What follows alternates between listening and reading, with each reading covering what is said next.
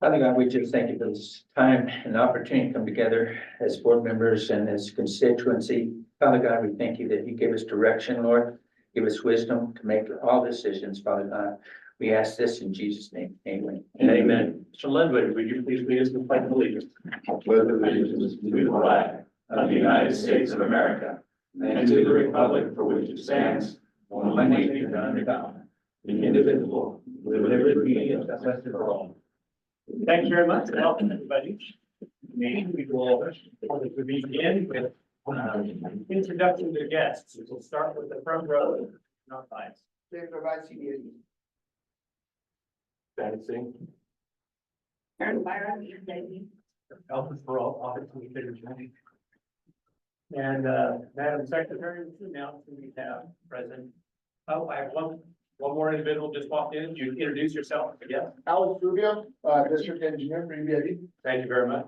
Yes, Mr. President, we have Anthony Cullen with NMDA, C. Owens, Dewey Smith Seal, Josh Smith, J.R. Hennessy, Dr. King, and Kate Maynard. And that'll be all, Mr. President. Thank you very much. That brings us to the approval of board minutes. We have the minutes of our August 28th minute. Excuse me. We have the minutes of our August 28th meeting in your board packets. Are there any changes or additions to the minutes? Info was already noted that there's some names absent. That's for the July 24th. I'm sorry. Minutes. But thank you, Mr. Clayson. Hearing none, I'll accept the motion to approve the August 28th minutes as presented.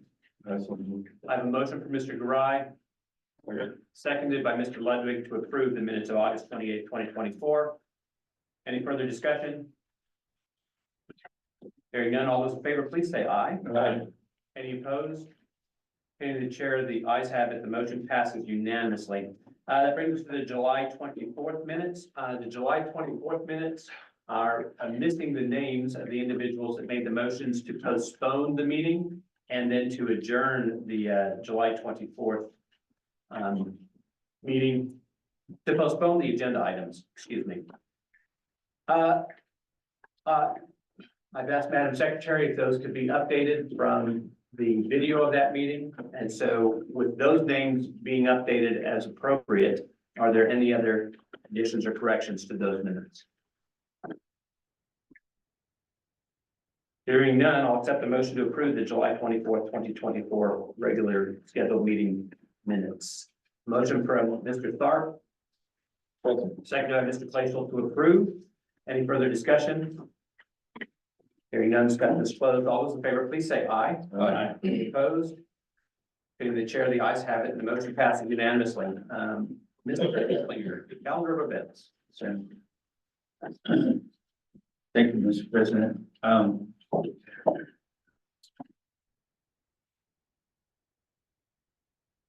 There's not a lot going on this month, some tours going on, but we do have our Stormwater Coalition meeting next Thursday. We will be at government offices. The October schedule is so far just light as far as events going on. There will be on October 1st through the 3rd, the coalition of Rio Grande water users, and we've already got travel arrangements for that. What I do have on the calendar is November, where I know in the minutes that travel arrangements need to be made to the NWRA annual conference that will be held in Albuquerque this year. So I'm asking for the board to approve travel arrangements to that conference. If we could do so at this time. Very good. So we have the NWRA conference, and again, I will note that it is rather historic that we have it here in New Mexico. I appreciate the efforts of the New Mexico delegation as well as the NWRA for getting to New Mexico. It is a good opportunity for as many board members as possible to attend that meeting. I will be attending I believe, Vice President Roby Rosa will also be attending. How many board members are available for those dates? Would you say them again, please, Mr. Esling? It's the fourth, fifth, sixth, and seventh. However, I think, travel arrangements, the night of the fifth, sixth, and seventh, is that correct, Naomi?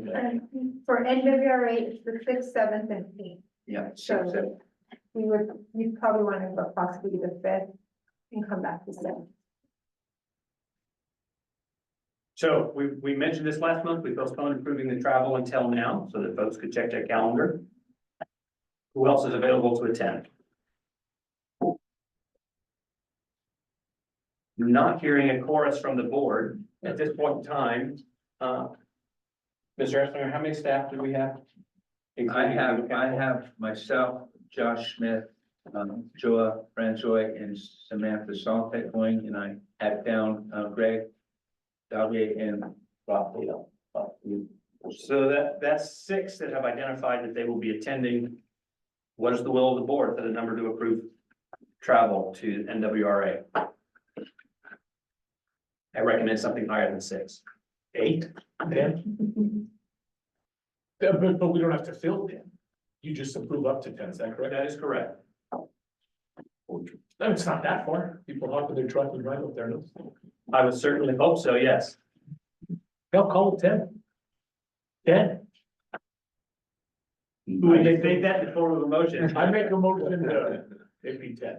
So I have a motion from Mr. Colquitt to approve travel for up to 10 individuals to the NWRA conference for the actual expenses incurred. Seconded by Mr. Roby Rosa. You have the motion, Madam Secretary? Thank you. Discussion. Hearing none, discussion is closed. All those in favor, please signify by saying aye. Aye. Any opposed? Hearing the chair, the ayes have it. The motion carries. We have travel approved for 10. Thank you, Mr. President.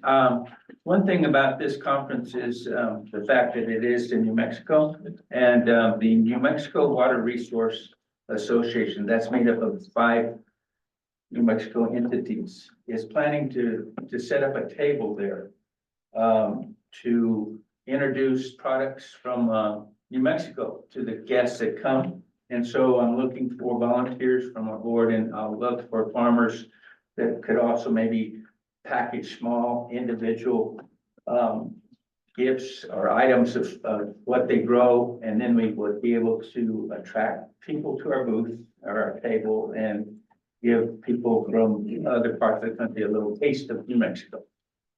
Mr. Eslinger, I'll note that I believe I have some gift package pecans. Okay. I'll check my inventory and make sure that you have some of those from our farm, Mr. Colquitt. Yeah, I was gonna say I could add some at the farm if you want. Thank I you. have them shelled, but Greg, you let me know if I need a fill in or what do you need? I'll You just coordinate let me with Mr. Colquitt for. Yeah, I can use chili powder. Thanks. Chili pods. Thank you. Frozen's kind of hard. I was gonna say, go tonight, and pick some free chili out of my neighbor's place. You have any honey? Oh. That's my brothers, I can talk to him. Okay. Don't have to pay for that, so I don't think. I may have some miniature cotton bales. Great, Good. super, Fantastic. thank you. Yeah, it's just a way of giving people notice of what we do here. Thanks. I can back some shelf pecans in small vacuums too. Fantastic, thanks, fantastic. Give them pecan shells. You know, that, you know, something there to, you know, there's a product that's looking for a home, right? Yeah. Very good, thank you. So Thank you, Mr. Eslinger. that's it for my report. That brings us to water resources. Dr. King, good morning. Good morning, Mr. Chairman. Can you hear me okay? Yes.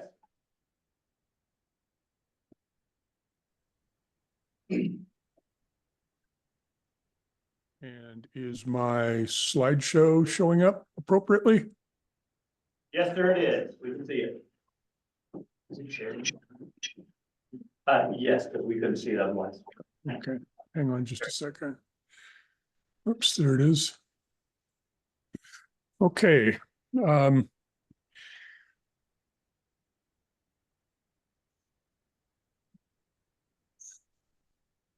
don't worry, that's not a current picture of Elephant Butte. That's before the dam went in, so hence the low water. Okay, this is where we stand as of the end of September 9th, when we had about 143 in Elephant Butte and 17K in Caballo. There's about 4,800 acre feet of San Juan Chama water in there, for usable project storage of about 155K. We've got that releasable, and in this particular slide, I've left the evaporation in there.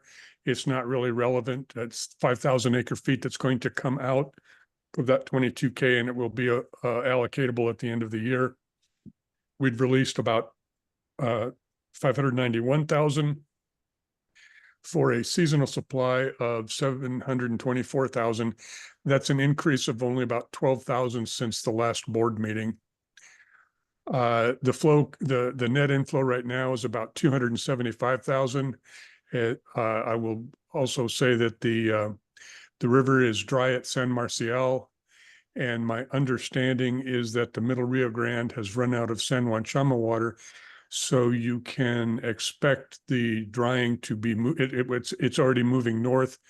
There's sort of a critical point there at the Isleta diversion where when it dries above, the river dries above the Isleta diversion, things are getting pretty bad in the Middle Rio Grande. And I think it's pretty well expected that that'll happen here in the coming days and weeks. Looking at a snapshot of the river going downstream as of yesterday, you'll see that the river above Otoe is running maybe 60% of average. Below Otoe, it drops off considerably. Bernardo is very nearly dry, and you'll notice here that I have about 12% of average flow at San Marcial. That's all in the conveyance channel. I'm using net inflow here. Or I'm sorry, I'm not using net inflow here. The 275 that I showed you in the previous slide of inflow, this 275 right here, that is release plus change in storage. So it's the net inflow, the total amount of water, which nets inflow, evaporation. There's probably some exfiltration, some essentially spring flows flowing into the reservoir because the reservoir level is dropping. But the river channel itself is dry at San Marcial. Looking at the season of the river at Otoe and the river at or the net inflow at San Marcial, you'll notice we did have the spring runoff basically ended. Really, it was pretty well over by the beginning of June, not the end of June. But then we did have a couple of monsoonal events, a little bit even recently that's tapering down now. I do expect that there will be a slug of water in November and December that New Mexico will move down when they release the prime and paramount water. It won't be a whole lot this time around. It'll be something on the order of 20,000 acre feet at the end of the year that will come in. This is basically the end of the water year precipitation, and you see we're right about average on precipitation. So as I mentioned last month, what we're seeing is we get about average precipitation, certainly less than average at Otoe and much less than average down at San Marcial. And that seems to be the new behavior of the river with the more arid conditions we're routinely seeing now. This is the seasonal outlook for September through November, and it is hot and dry. So this is why we're below average precipitation, above average temperature throughout the watershed. So we are expecting the drying to continue upstream and the net inflow into Elephant Butte Reservoir to approach zero, except for that slug of water that New Mexico will move down at the end of the year. That we're, basically, we're not going to have a whole lot of natural stream flow coming in until the spring runoff next year.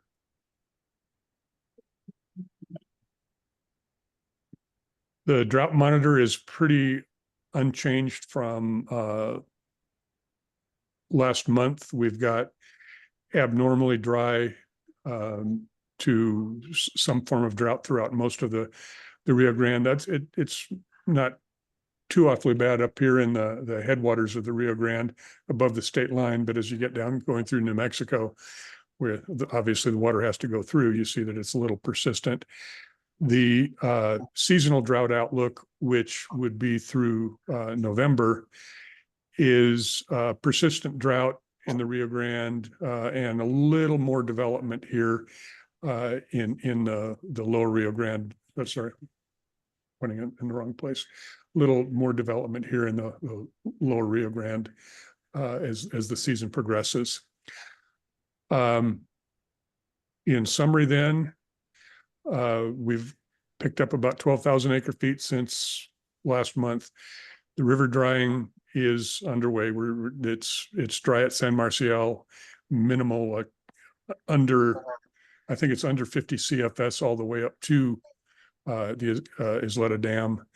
And you can expect that to continue on down.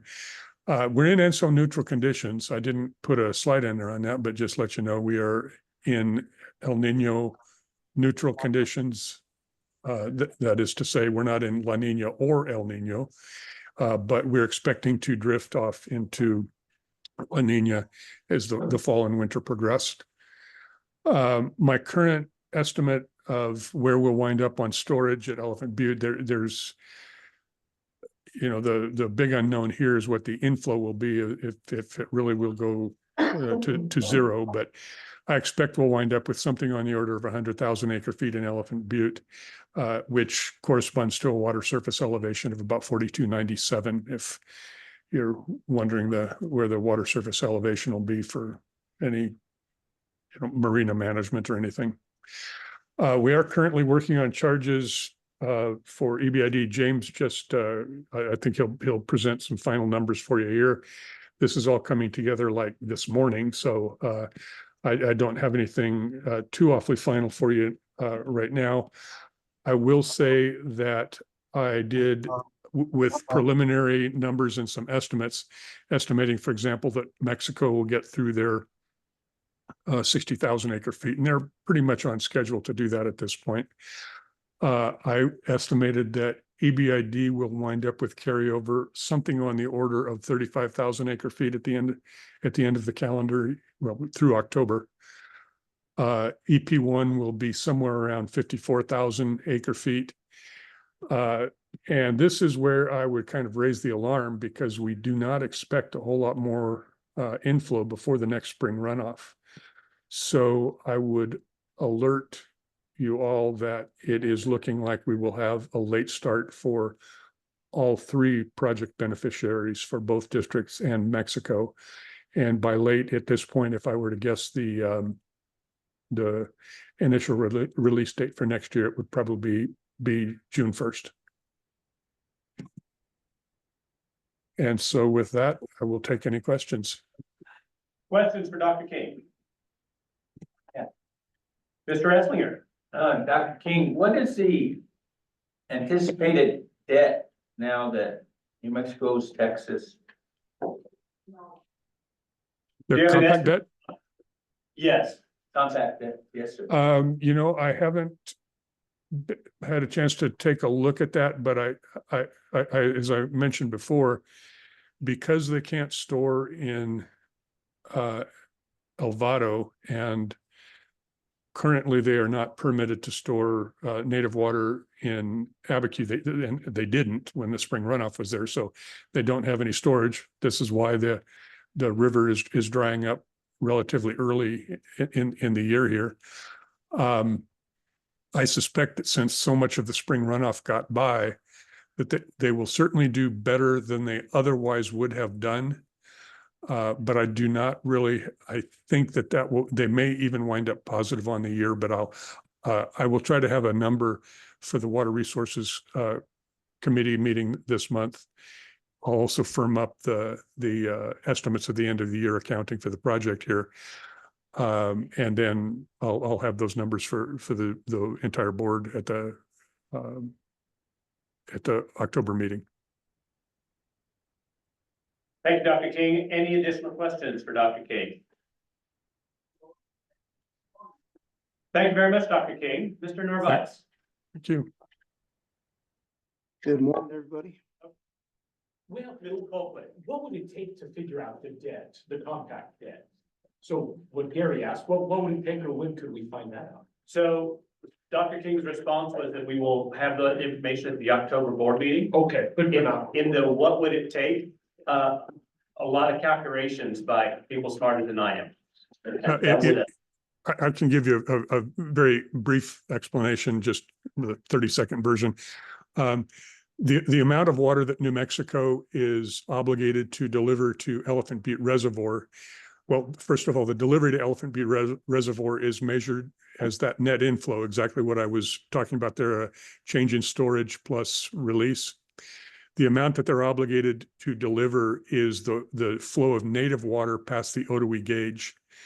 The reason I can't just go and read the two, look at the two numbers and tell you what it is because included in the Ottawee gauge is a significant amount of San Juan Chama water, and that is not an easy number to just go and grab. So I will go and grab it between now and the Water Resources meeting and have a better handle on it then. So the farmer's planning of that, it's easy to read the Ottawee gauge and the change in storage at Elephant Butte.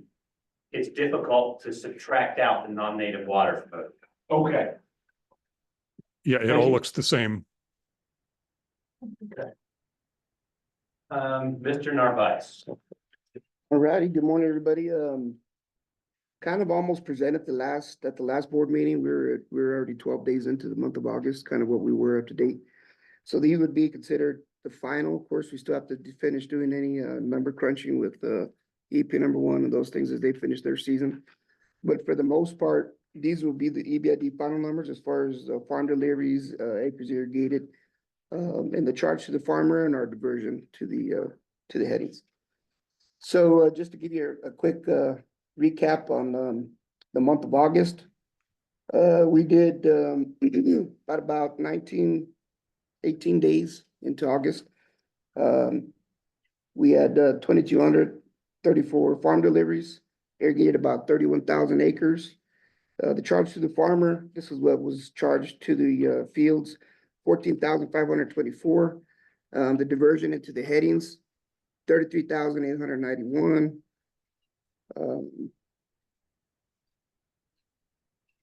That basically put us for that month efficiency rating about 43%. Typically in the startups, in the end, we have lower than our expected efficiencies just because we're trying to, in the startup, it's obvious we're recharging everything. At the end, we're trying to keep things charged while we wait for the demand to build up. So there's going to be a drop off a little bit. But typically in the middle month is when we get our best efficiency, and it was up a little bit, but it wasn't near close to our 55 that we normally get. Give you an example of the last year's numbers.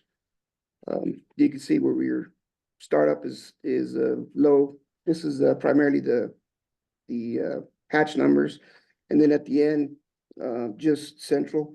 So you see those kind of offset with each other, but you see where we're at the 55 and 49. Those are typically our middle 2 months of operation is typically where we pick up our efficiency. But this year we had an anomaly just in the middle of the month, which kind of did the impact that made the efficiency drop off pretty good. I want to give you a look at that chart so you can kind of see what that looked like. You could see up in the month of July, we're hovering pretty high with demand meeting it. And then boom, we get this big, huge surge of rain. Really cost us on the efficiency rating there as far as the 55%. So what do we do in that situation? Well, we could have cut it, but we kept the system charged. And in some cases, until we actually had the demand reduce that was on the books. We were doing stormwater capture in some areas, which we'll give you a full report on that once we work out all the numbers with Dr. Fox and Patrick. But you can see here, this is where the biggest hit was. This is the primary reason why we went from our normal 55% on a good month. That rain really hurt us on the efficiency rating. Of course, efficiency is one thing. As long as we're getting the water out to them in the end, that's probably the best side of it. But the reason why you see that big discrepancy is primarily due to this stretch right here. You can see once it started drying up, we picked right back up more than normal. And then we hit a dip on demand where we met demand, and then we kind of just pushed our way out of the system there. This here is actually delivery. So this would be, these numbers here in this chart actually represents the charge to the farmer, is what that is. So when you look at that difference, why aren't we at 55%? That took a pretty big hit on that July month, primarily due to rate. So that was the end of the season there. For totals, just to give you an idea one more time, we'll just summarize it. Our balance ended up at 169,167. If you recall, we had a projection date going back, looking at our numbers here for the 12 inches. We were projected to finish somewhere around the 19th or 20th. We did actually shut down on the 19th, kind of what we predicted here. Excuse me? Oh, sorry. You can see where we kind of targeted this general area right here. And we probably would have reached that and probably went at the deficit if we didn't experience that rain that we had in the middle of July. So we're pretty good. I mean, like Dr. King said, there's going to be some carryover. We kind of thought that all the way through. I think the allocation probably would have been closer to 13 inches, but we ended up just doing the 12 inches. So we would have been safe in that case. Still, we wouldn't have been too much of a negative if we would have not experienced that rain. So we had a pretty good cushion. We kind of targeted where we wanted to be, and we ended up pretty close to that. So as far as we could tell, we didn't have any complaints outside of not being able to deliver water. We actually delivered to everybody. We extended one day on the west side and the east side because that was the biggest demand that we had. Essentially, the array and the Leesburg were finished on that Friday, so we shut them down on Saturday. As far as the east side and west side, we extended one more day because that demand hadn't been met yet. Finally, when we did it, we did shut down that following Sunday. But that's kind of a recap on the season. We'll have better numbers and maybe some more statistical stuff. This is just the raw number thrown at you just to kind of show you where we're at. And then look at it, look closer, see where we can do better and on the months that where we did perform as well. And then, look for changes for next year because it'll probably be a lower year, which we tend to do good on those low years though, still. But I think we're more geared up to that. This was just a ramp up. Again, recap, that rain really hurt us as far as efficiency is concerned. But we picked back up and this is where we ended up kind of on target. So I'm happy with that part of it. Thank you, Commissioner Advice. Yes, sir. Sloan. So on the efficiency with the rain, I just want to understand, does that mean like that water just got put back in the river or? Well, our first priority is to find a home for it. The last priority or at the very last is to put it back in the river. So either we're going to a farm that maybe they just irrigated, they could take it, maybe pecans or something, just to give us some time to settle everything out of the order. Or the ultimate would be the storm capture. We throw it into our drains, stop it up, slow it down, keep it there for a few days. And then ultimately we don't have any place to go with it. Fields are full, they can't take it. We'll have to dump it until we can reduce the release. That range, it was kind of weird the way the storms hit us. So we were kind of holding a charge. So we're doing a recharge. You could see where it dipped off. We did actually cut back diversion, but we had to pick it right back up the next day once it dried up. So, but yeah, that's typically the process. Mr. Chairman, could I interject here? Dr. King. A couple of points I'd make on the time when James does have to kick water back into the river. I would point out that if it does get picked up and is charged to either EP1 or, well, actually even EBID, if we pick it up at one of our lower diversions, EBID, EP1 or Mexico, if it's charged, it increases the diversion ratio and increases EBID's allocation. So just because it's going downstream doesn't mean that it's wasted water by any stretch. The other thing is you see that James is working with an allocation of about 175, or yeah, an allocation. That's not an allotment, James, it's an allocation, but about 175K. That is based on, I believe it's the May allocation. Is that right, James? Did we? Yeah, the Yeah. final one that we did, that was the final. I expect we will wind up the season at about 206,000 for our final allocation. And the difference between those is that 36,000 that I was mentioning to you. That is water that came in since that allocation, since that May allocation, because it looks to me like we did that allocation. You remember I reduced it from an initial value of 0.87 to 0.84. And as near as I can tell, 0.84 is the actual diversion ratio, what the actual diversion ratio is going to be. We'll have to get the full season numbers at the end of the year, but that's looking very close. So basically the carryover that we have is water that came in since we did that last allocation of the active season. And to tell you the truth, if we're going to have to wait until spring runoff, it's not a bad thing to have that in our account already. Thank you, Dr. King. Director Sloan. Thank you very much. Other questions? I'm going to piggyback that some. I'm going to define the term operational waste. Operational waste does not mean that we were less than frugal with the water. It's a term that simply means that we're returning water from our conveyance system either to a lower diversion points conveyance system or to the river.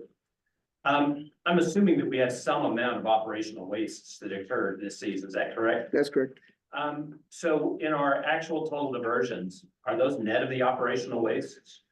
Yeah, that's it's the net diversion into the heading. So I don't have a report here showing you the actual recorded waste on there, but we do have some that are recorded that we could give a number on those. So as an example, if we diverted 60,000 acre feet of Leesburg, ran it through the system and returned 50,000 acre feet at the tail of the Leesburg system, there's some amount of inefficiency. This is the system, the 10,000 acre feet, but it's not 0% efficient because we didn't deliver it to farmers. 50,000 acre feet of that returns to the system and is re-diverted later. And so I just want to mention that in the diversion efficiency number, we're just looking at what's the total amount that came in at our diversion points and what was delivered to farmers. Correct. When we have a fully charged system, it improves the ability of our system to deliver water to farmers when they demand it. But it does create operational waste where we're returning it for re-diversion later. Especially when we have these rainstorms and that efficiency number drops, that's not a loss of the water. I want to be clear about that. That's not a loss of the water.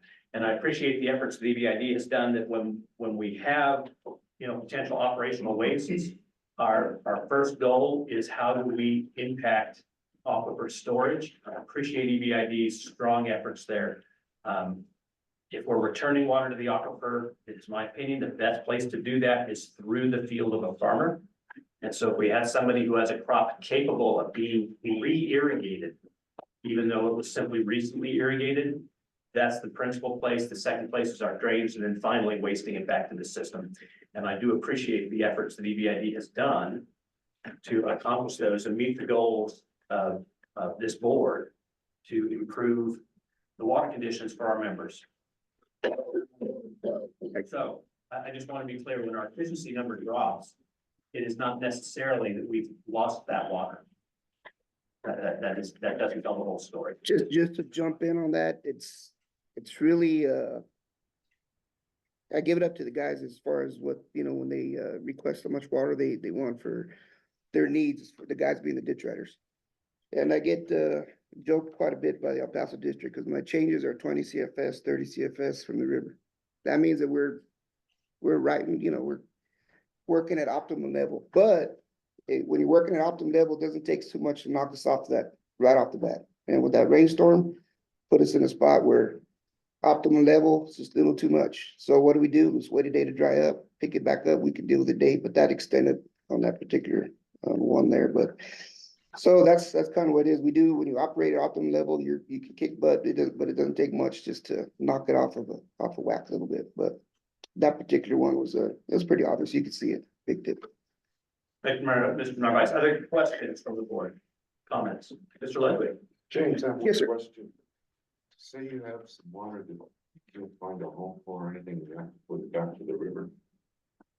And we're assuming that El Paso, Mexico, pick it up. If you heard it down. So if they're going through the same situation where they have the rain hitting them too, maybe they can't take all that water. Does that get released down, just go beyond El Paso and who knows where? If you get those kind of storms, which you've had a lot of experience with those type of storms, both the districts, we're in communication all the time, we'll both make a decision to cut back in those situations. And the cases where they may be able to take it, there'll actually be an adjustment on the release. And what we'll do is it'll be an internal adjustment. You won't see a change at the dam per se.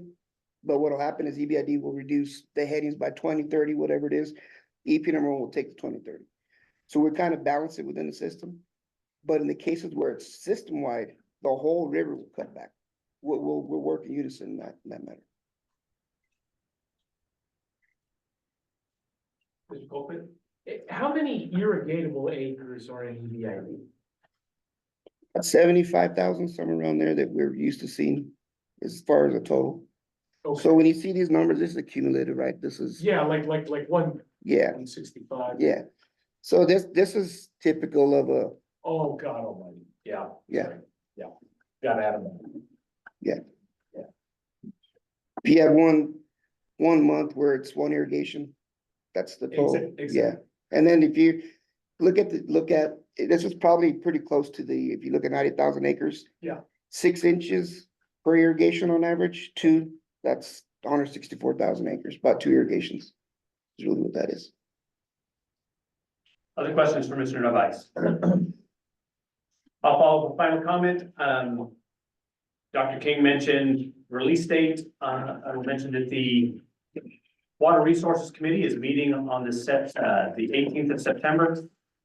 And per our last report, the purpose of that is to discuss potential policies for release date and for water transfers amongst members. So those will be the topics that we will be discussing to come back to the board, hopefully by November, with proposed policies on both of those. Thank you very much, Mr. Narvaez. Thank you. Thank you, Dr. King. That brings us to general administrative. Ms. Marla.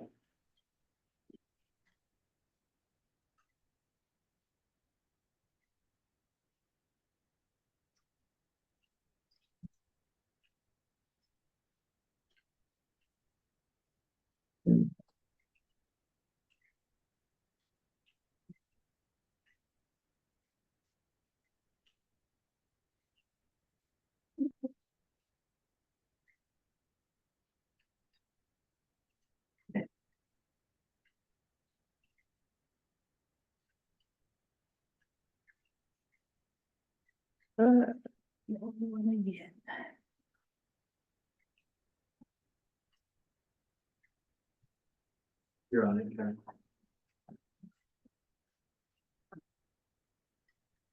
There we go.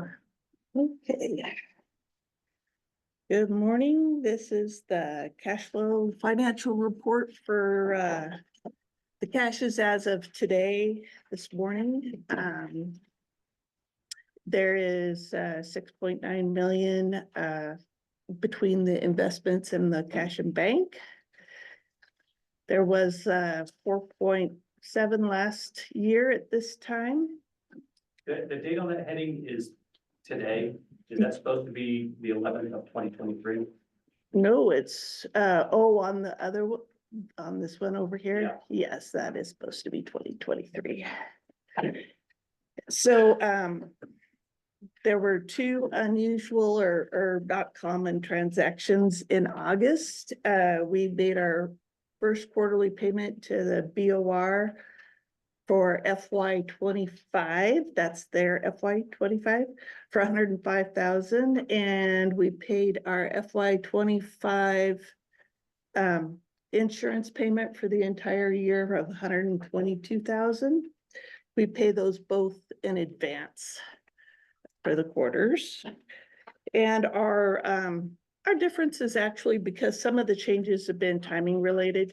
It's about the same as it's been lately for this year. I stand available for questions. Any questions on the cash balances report? Karen, what insurance is it we pay? So this one is, we have property, we have, directors and, officers, we have liability, we have workers' compensation, general liability. And let's see, we also have some employee dishonesty insurance. So all of those coverages are in this 122,000 figure? Correct. Thank you. Other questions? Thank you. Does that conclude the, That includes this part, yes. thank you very much. That brings us to the fiscal year budget report presentation for Mr. Franzoy.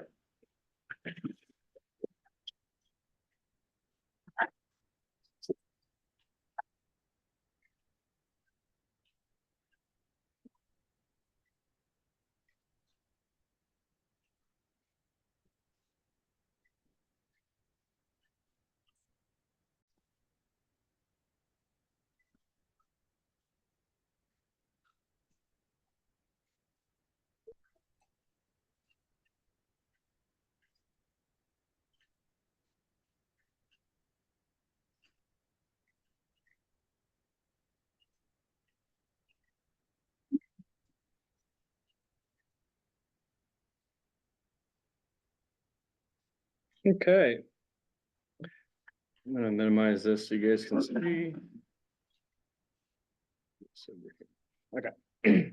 So first, I'm gonna recap kind of what the budget kind of model that I built does for those of you who may remember, may not remember, but there's a few scenarios we kind of focus on in the budget and some other ones that are in there, but these are the main drivers of the budget. The first is going to be your expense scenario that's going to prioritize and build scenarios out for each department for their expenses for the year. We do all of these scenarios on a scale of 1 to 4, 1 being a exact need for the department to operate in that year, 4 being more towards the really nice to have, can't afford it. The next scenario is going to be the labor raise scenario. That's kind of the labor salaries and wages increase we give to employees. The next is going to be kind of the various overtime scenarios that kind of really depends on how much water we're anticipating getting, how long is our irrigation season going to be, because pretty much 90% of all EBID's overtime occurs during the irrigation season. And then the flex scenario, which is using, people who are irrigating during irrigation season or ditch riders and moving them to maintenance or wherever they can help out amongst the various departments of EBID. So I'm going to recap. Hold on, let me admit this person. I'm going to recap kind of what this fiscal year 24 scenario looked like for last year. So kind of going down the expense scenario column, we had everybody said it is a 1, which is the base case. This is what the departments need, with the exception of engineering and maintenance. Engineering, if you go in their department now, we wanted to upgrade their computers. That was kind of the scenario 2 for them, as well as some plotter scanners, things of that nature, which will be paid for, I believe, this year. The computers are already in their office. They look great. And then maintenance, the big impact there was catching up on our vehicles and heavy equipment. And we really wanted to push because we were in such a deferral that I'll get into here later.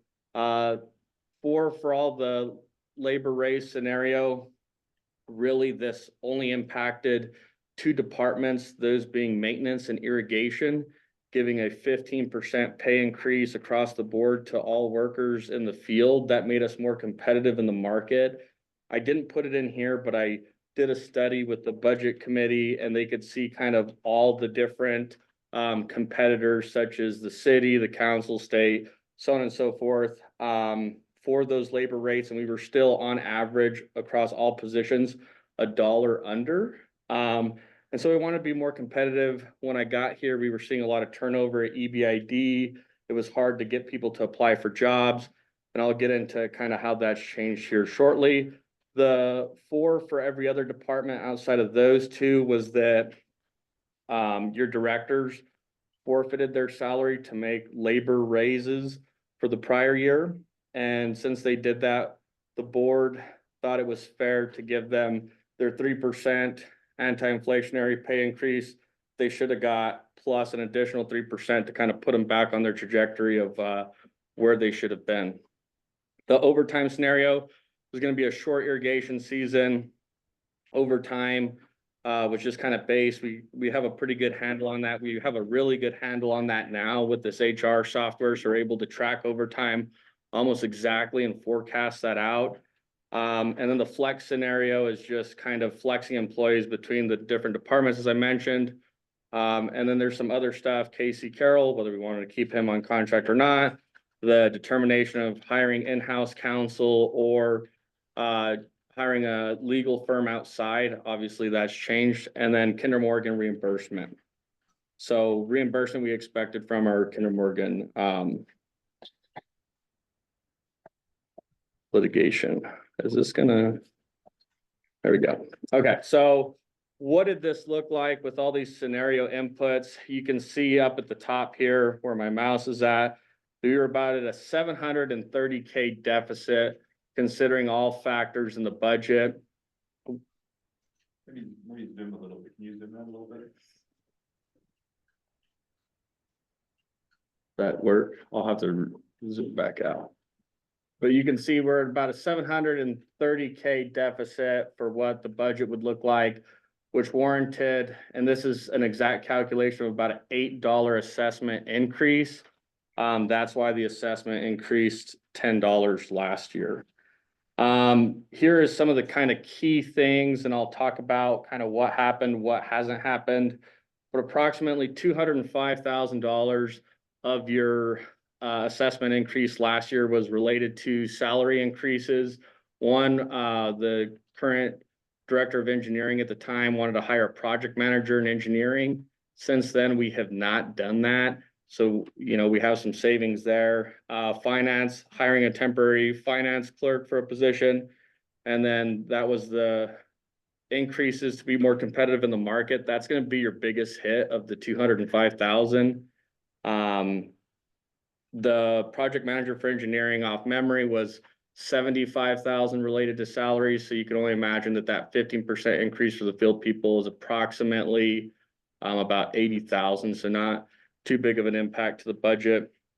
And then diving in, the biggest part was the capital outlay for the maintenance department, buying 2 loaders, you know, equipment trailers, heavy equipment, rentals we put in there for some of the grant stuff that we'll be utilizing this year.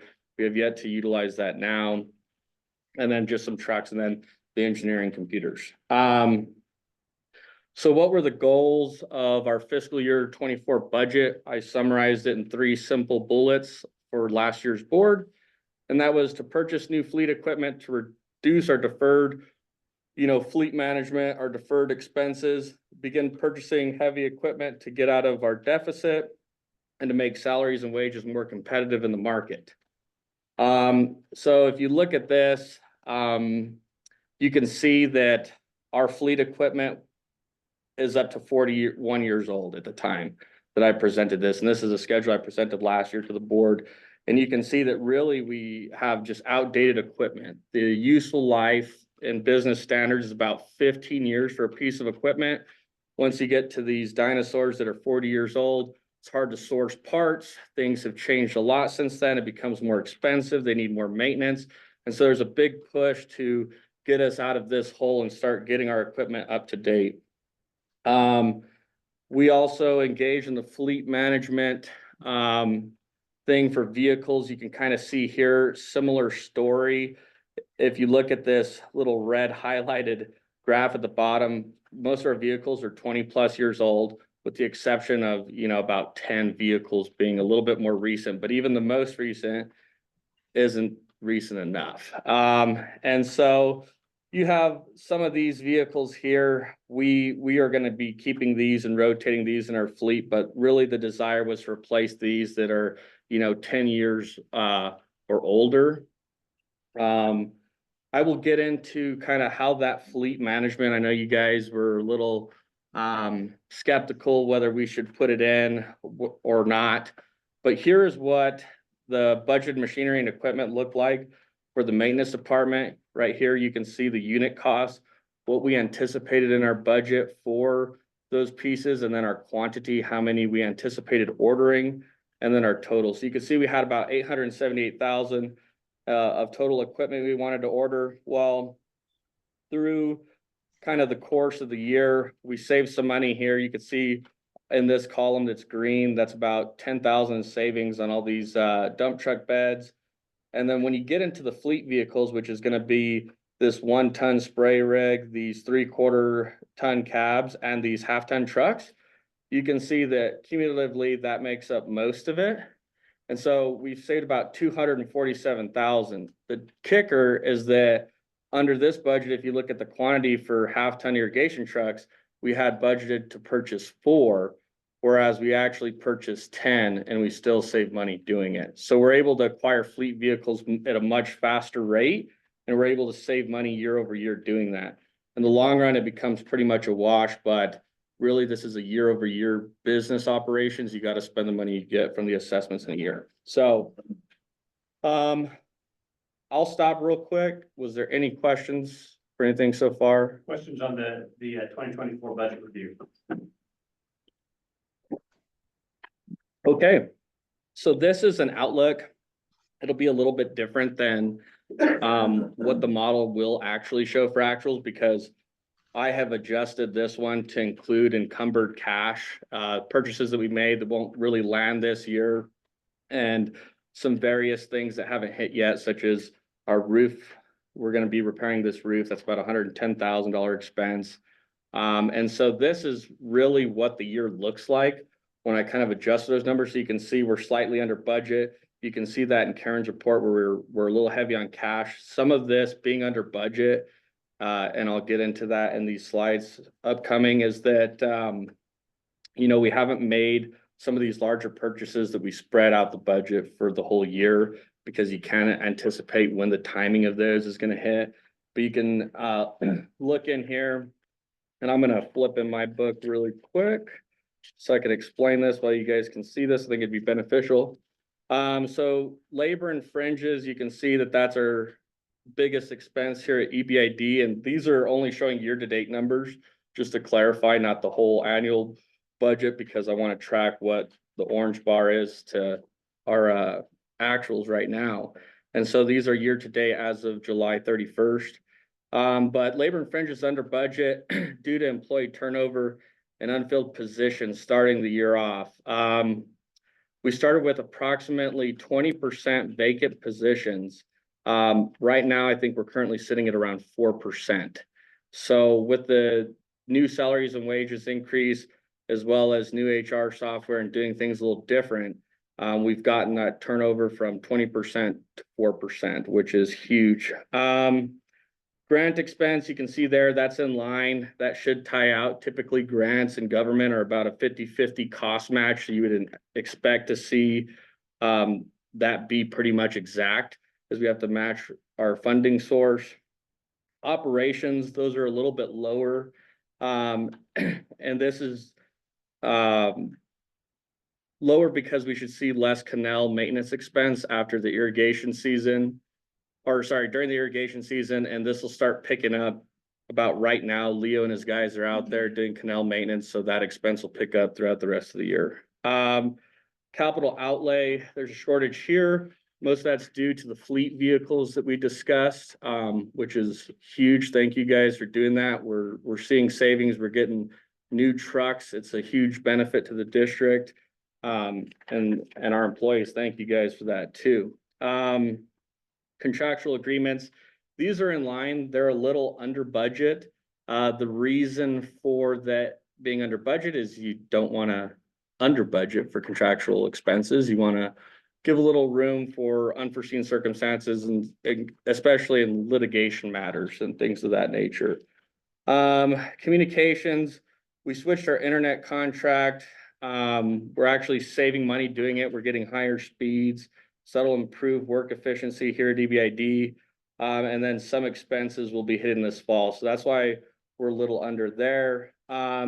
Fuel expense, that's gonna be pretty low. At the time that I put these numbers in, the July fuel hasn't been in there. That was still during the irrigation season. And the first half of August was too. So you'll see a huge ramp up in those fuel expenses. In these August 31st numbers. But in addition to that, we had budgeted a little bit high for fuel at the time of creating this budget. You had Russia, Ukraine, you had BRICS, you had China, Taiwan. There was unforeseen circumstances on what the price of fuel was going to be, given that America had kind of turned off their energy independence. And so we budgeted about $4.25 a gallon to prepare for the worst. It ended up being better, which is always a good thing for the budget. And I think fuel was about $3.60 on average. So that's really good. And we will be budgeting a little bit closer, I think, in this upcoming year. So these next slides is pretty much just what I went over with you guys. So I'm not going to divulge into that. And if you guys want a copy of this, happy to do so. We'll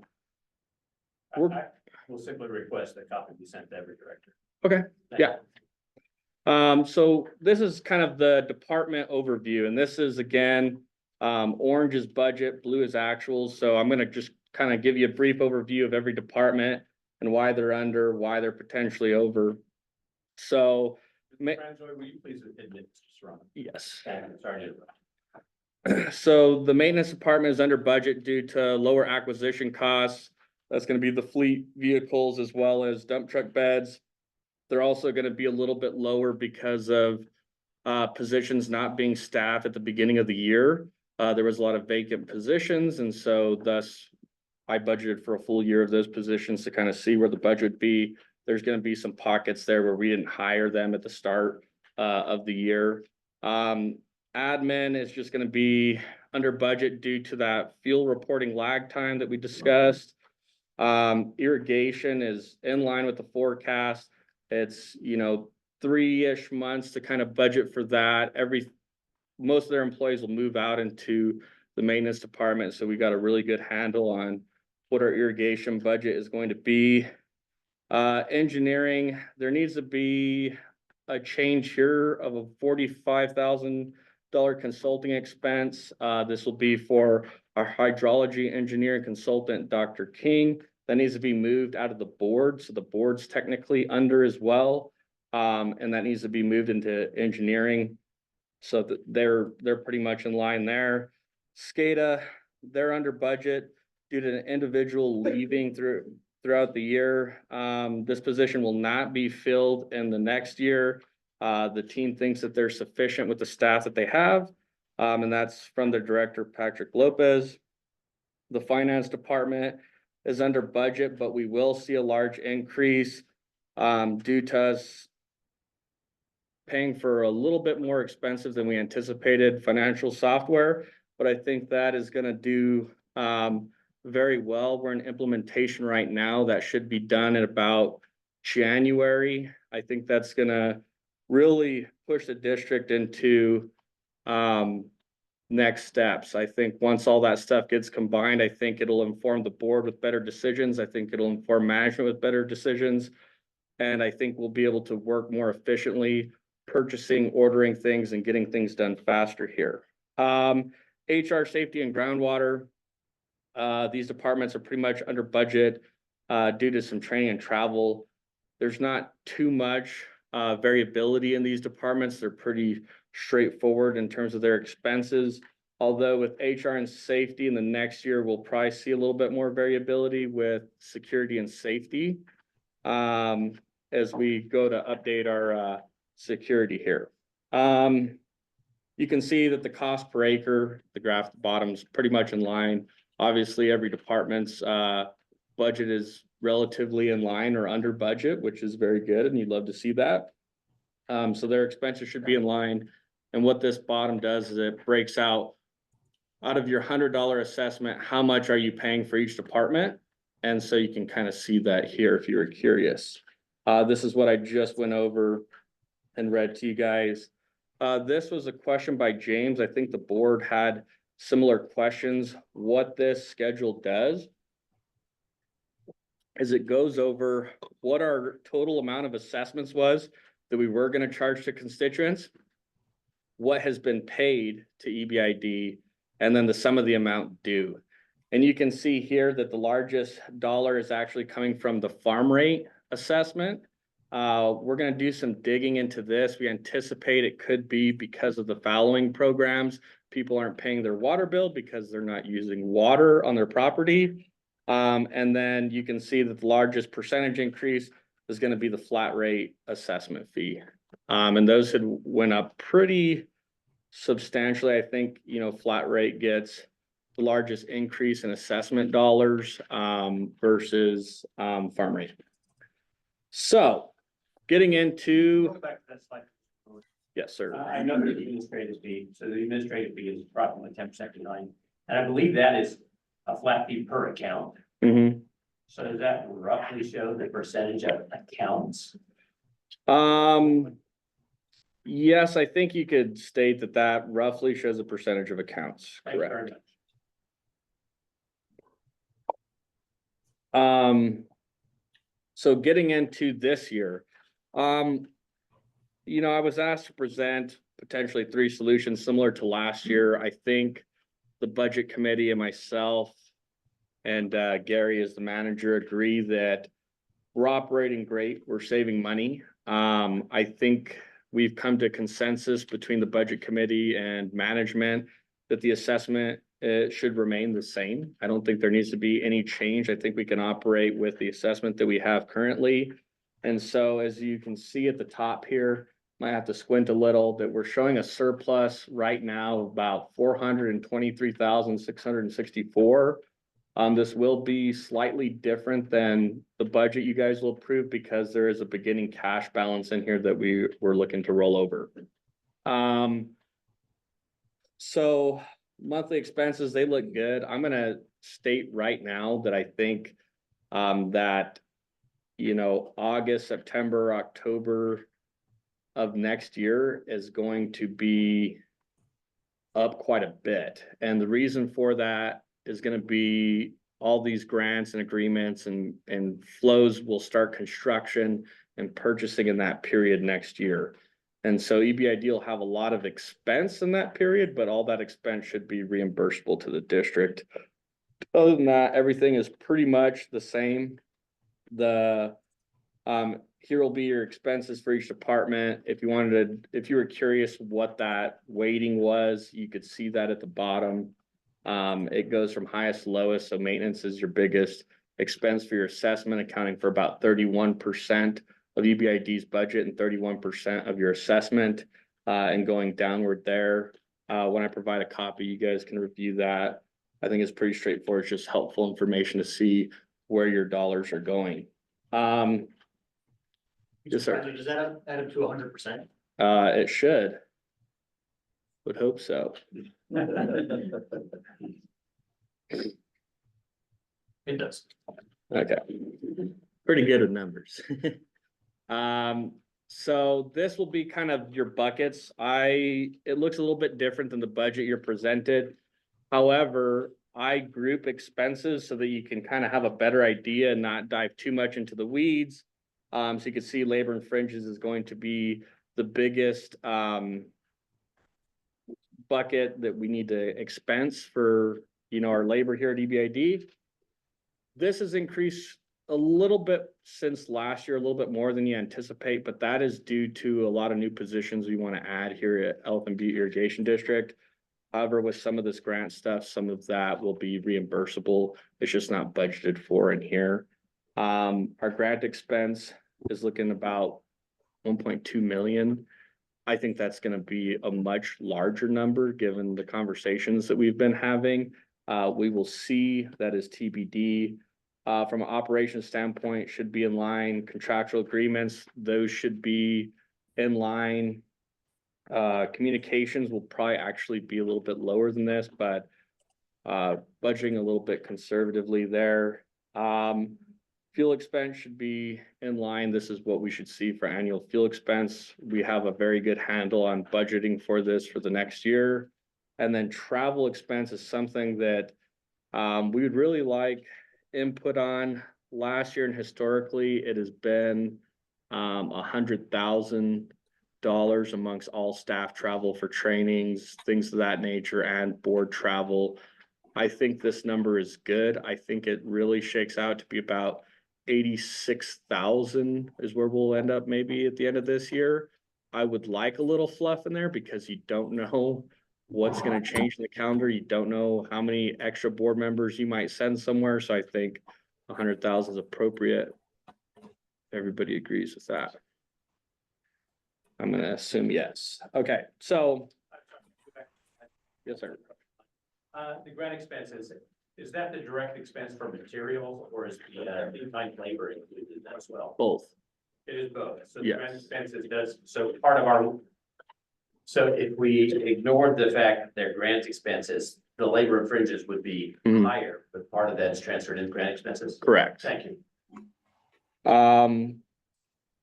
This is a comparison between the fiscal year 25 budget that I've presented to you guys thus far and what we had budgeted for last year.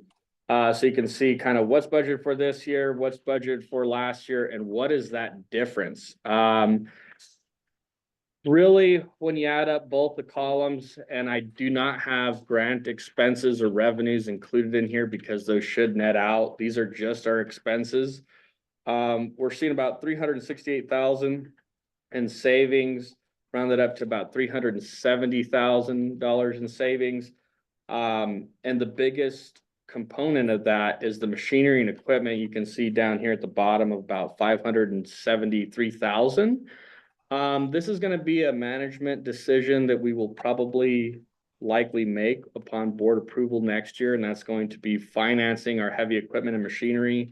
Right now, I believe the rate is about 2.5%, but the interest on our interest-bearing account is 3%. And so we'll actually make some money on the equity risk premium between investing our money and borrowing money. So it's actually cheaper to borrow money and invest our money.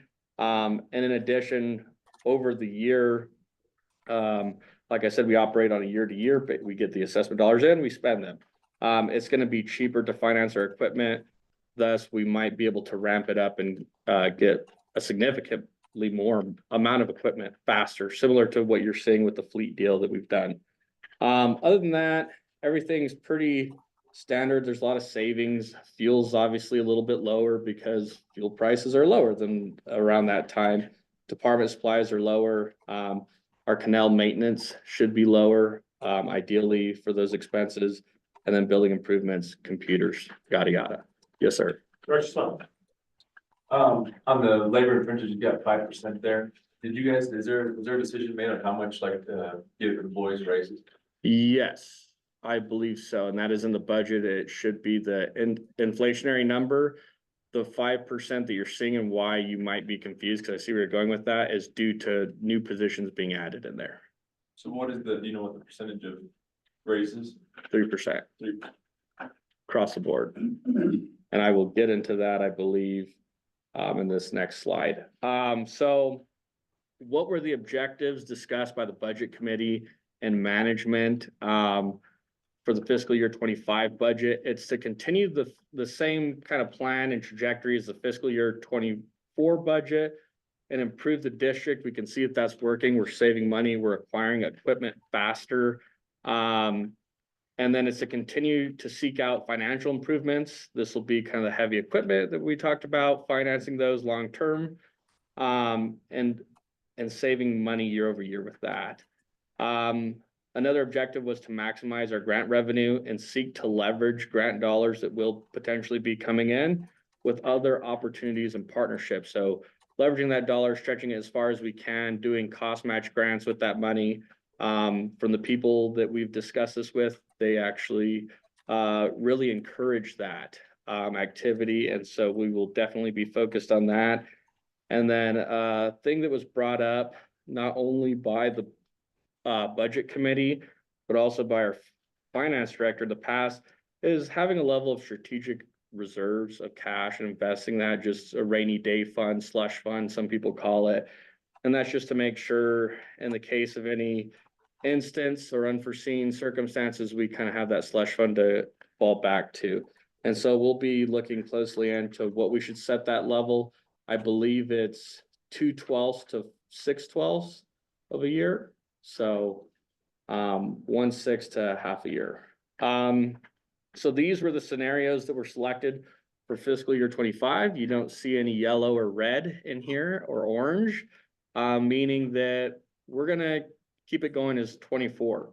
We're not gonna do anything crazy. We're not gonna go stretch out of our bounds. The program we have is working now.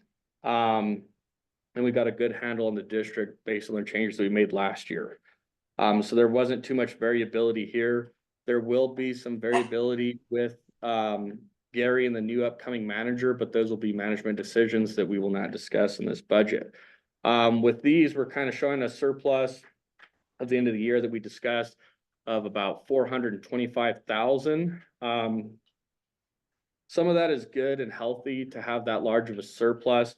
The reason for that is some of these grants and things that we've extended, we've deferred the period from this year to next year. And so we just wanted to have a little bit more wiggle room to account for those expenses in the fiscal year 25 budget. Is there any questions on these scenarios? Okay, perfect. And lastly, I just want to show you kind of an example of the amortization schedule that I built to show you, okay, the 550,000 that Leo has budgeted for next year for his heavy equipment. It's a little bit lower. We wanted to tailor Leo's department down a little bit since we have been ramping him up with heavy equipment and vehicles, and really focus this year on helping some of the other departments get caught up to speed. So his loan amount would be 550,000 at 2.5 interest rate over 90 months. So that's 7.5 years. And if you look at that, your payment is 6,700 a month, but your annual payment's about 80,000. And so you can see that from the 550,000 EBID would historically pay for all cash, you're only going to be paying about 80,000 a year. So that there should be big savings there. I get that it's interest, but it's very cheap interest. And when you put it, your saved money in an interest bearing account, you'll actually be acquiring the equipment cheaper that way. Yes, sir. And then that's also not counting inflation. That is also not counting inflation. More expensive in 5 years. Correct. And that's the real push, is that if you can leverage your dollars now, you'll be saving massive amounts of money in the future. And if you're putting that money in interest bearing accounts that is giving you returns higher than your debt, you're actually making money and saving additional capital there. And so it's a very good strategic move to make. If interest rates were higher on these loans, then probably not the best decision, but given the rates, it's a very good decision to make. And it's good to get locked in. I think that concludes my presentation. Was there any questions? Questions on the budget presentation?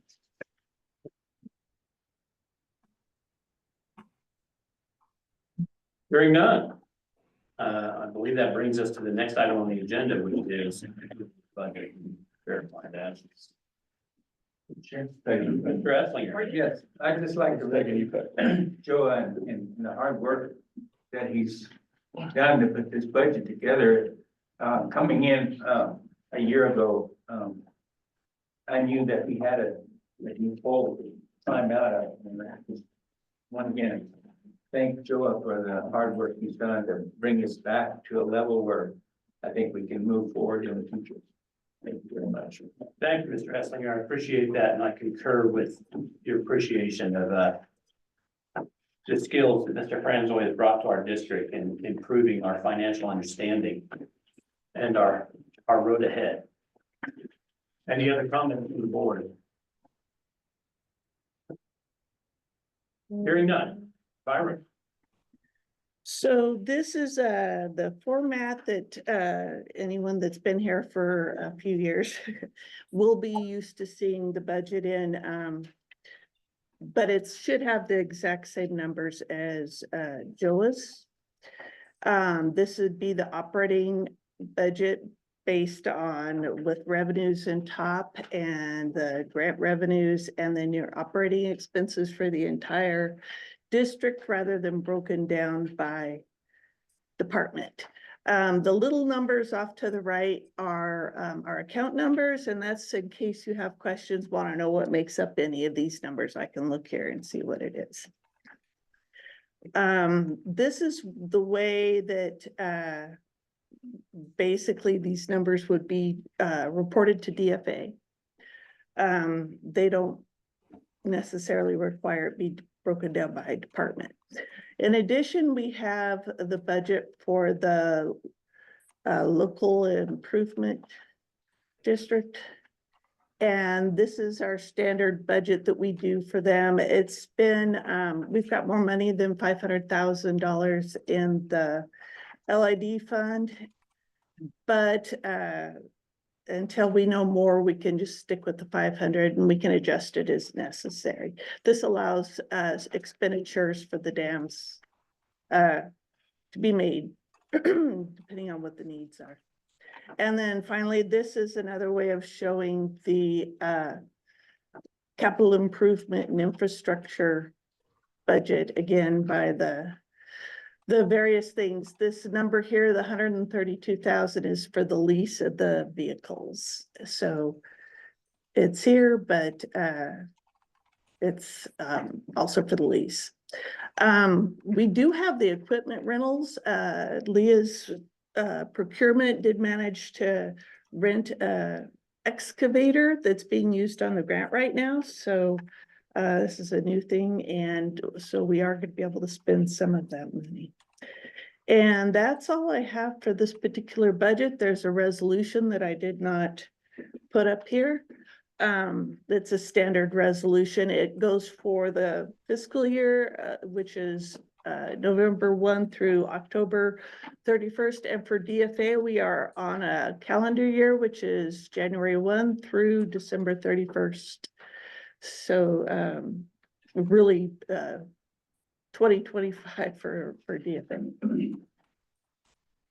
I stand for questions. Thank you, Byron. Mr. Plaisall. What all is included in consulting expense? So we have our engineers, we have hydrology engineers, we have electrical, yeah, he's in the engineering. We have State lobbyist. yeah, the lobbyist, water strategies. So state lobbyist, federal, DC lobbyist. That'll be Chris Pauley, your state lobbyist, whoever you guys select. Instances such as the legal review committee, engaging in the RFP, hired expert consultants there, things of that nature are included in that. Thank you. Other questions for Ms. Byram? Ms. Byram, you showed us three schedules, one for the operational budget, one for the LID budget, and one for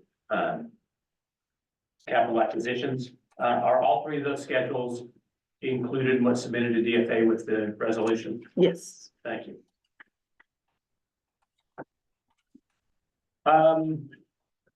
Chairman of our budget committee, I believe, is Mr. Sloan. Is that correct? Mr. Sloan, does the budget committee have a recommendation? Yeah, in our report later on, we see that the $100 assessment is looks like it should be a fair. Discussed about lowering it, and we thought it'd be better just to keep it the way it was. Thank you very much, So Mr. the Sloan. committee approves. Thank you. So there's a recommendation from the committee to approve the budget. Other comments? I'll make a motion to approve the budget. We have a motion from Mr. Sloan to approve the budget. seconded by Mr. Colquitt, and that is specifically to approve the budget. Resolution 2024-07, is that correct? Is that the appropriate motion for approving the budget? So that's the approval of the budget resolution. Discussion.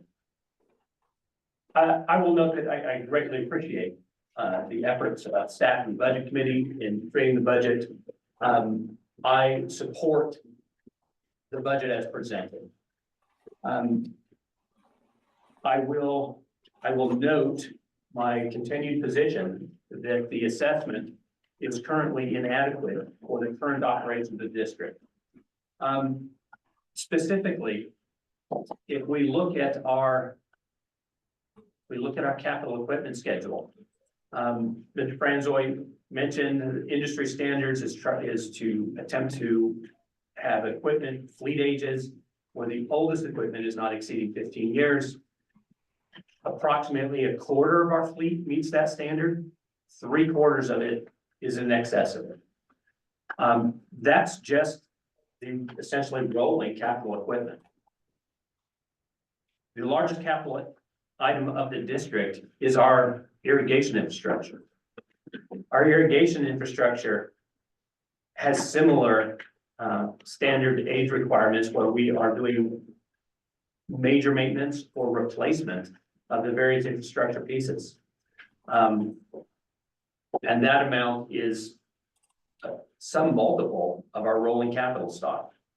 It continues to be my opinion that to cover deferred maintenance and to get onto a schedule where we are simply keeping up with the replacement of our capital equipment with the last few years of inflation, assessment rates would need to be approximately $150 per acre to accomplish that.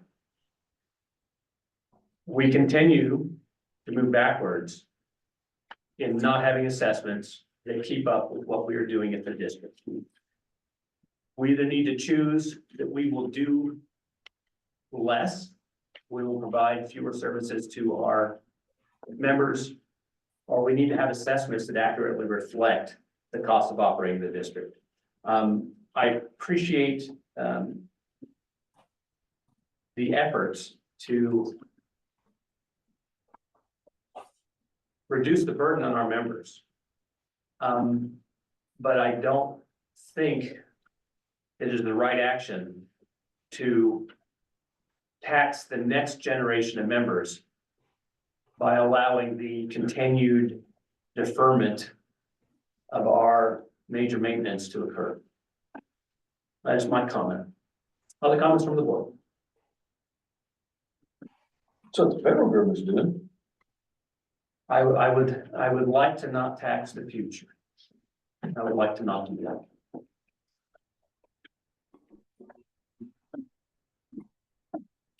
But thank you for that comment, Mr. Clayfield. Any others? Hearing none. All those in favor of the motion, please signify by saying aye. Aye. Any opposed? Being the chair, the ayes have it and the motion passes unanimously. Thank you all very much. We have the amended policy on compensation per diem and mileage, resolution 2024-08. Is that Ms. Byram, Mr. Franzois is presenting that policy? Ms. Byram and David. Mr. Lutz? Mr. President, I can take it on and for the board. The board remembers during our audit process this year, there was discussion that Piero had looked back at our old travel policies, determined that figures in there were outdated compared to what the state allowed for per diem travel, etc. And it was recommended through that process that we update our travel policy. I worked with Mr. Franzoy and Ms. Byram made a good number of additions to provide an updated policy that basically tracks what state law allows, but also allows the general practice of the district to approve actual expenses as it does. Our hope is that this will resolve any future audit concerns and have our travel policy be updated to present practices. Thank you, Mr. Lutz. Questions regarding the policy on compensation per diem and mileage. Yeah, I still don't understand. I still don't understand what are we trying to approve? It's not clear to me what we're doing. I can clarify. Mr. Francois. During our audit, we had a lot of instances that stuck out, and it was an audit finding that our rules were more scrutinized than the rules of the state. And because of that, and we were abiding by the state rules instead of our own rules. And thus, we got a finding. So what we did was we scratched out the outdated travel policy. I don't even want to know how old it was, 20, 30 years. And we revamped it to meet current state conditions to not be more stringent on our travel policy. That's why, as you've seen throughout the board presentations, I have to have Mr. President Davier approve travel for actual expenses and stuff. He has to state that because of our old historic policy.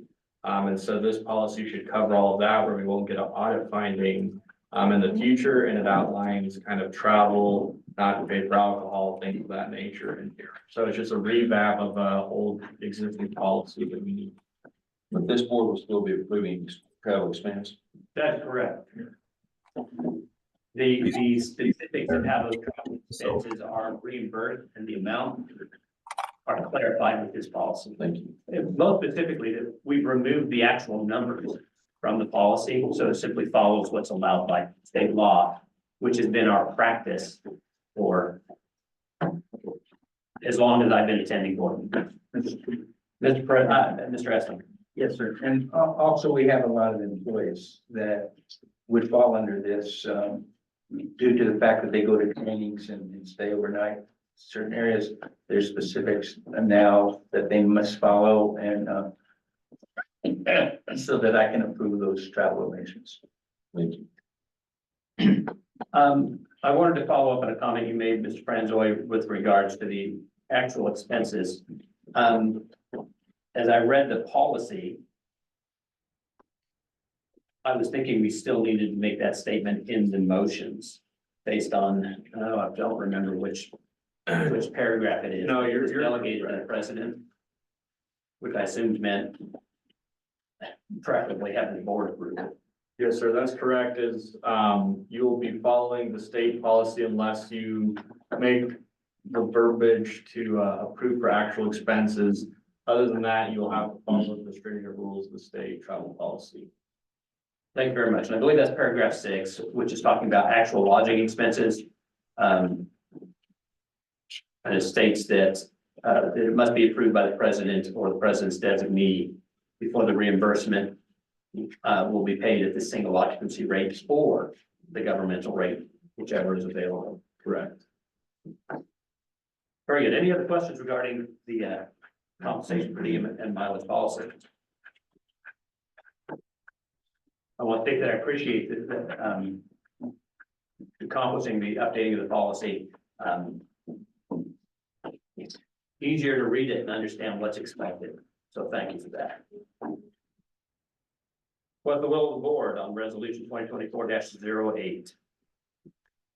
I move to approve resolution 2024-08. I have a motion from Mr. Roby Rosa, seconded by Mr. Clayshall to approve resolution 2024-08. Any discussion? Hearing none, discussion is closed. All those in favor, please signify by saying aye. Aye. Any opposed? It is present. The ayes have it. The motion passes unanimously.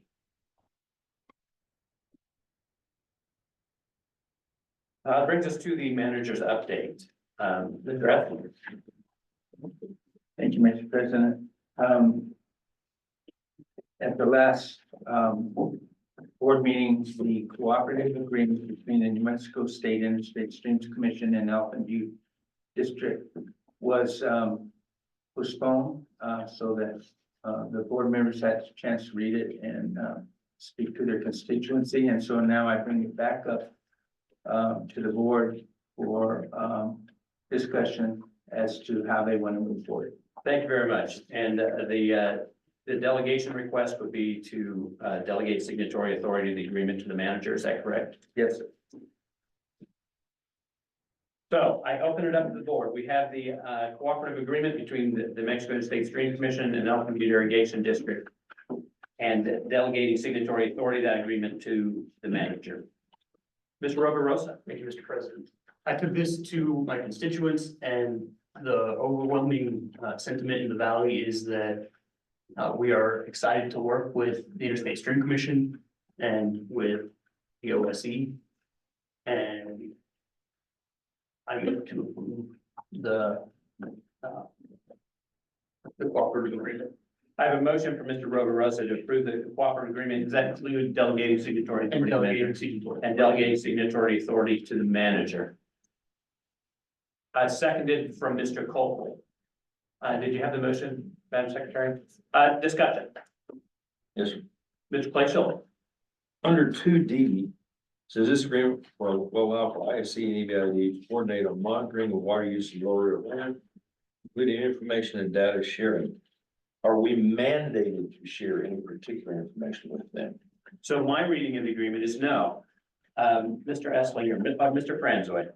So Mr. Ryan Serrano and I have discussed this issue, and some of the people over there, they really get this data already from you guys. It's just quarterly reports. The idea is to really API, meaning make the data live for all your guys as well, telemetry for them, so they can kind of track that throughout the year. So it'd be data sharing of data that they've already gotten, as well as some other potential data from UPID, such as our rain gauge data, things of that nature. In return, we'll also work to get their well telemetry data for us so that we can make better decisions.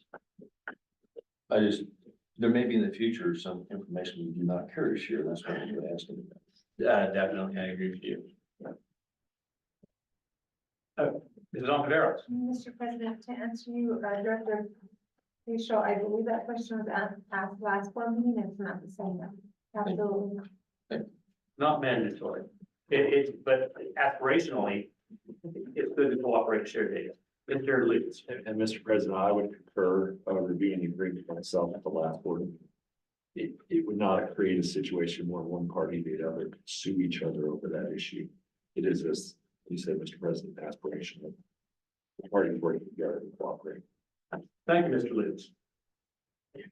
Any other questions, Mr. Claysall? Thank you very much. I will note my support for this cooperative agreement.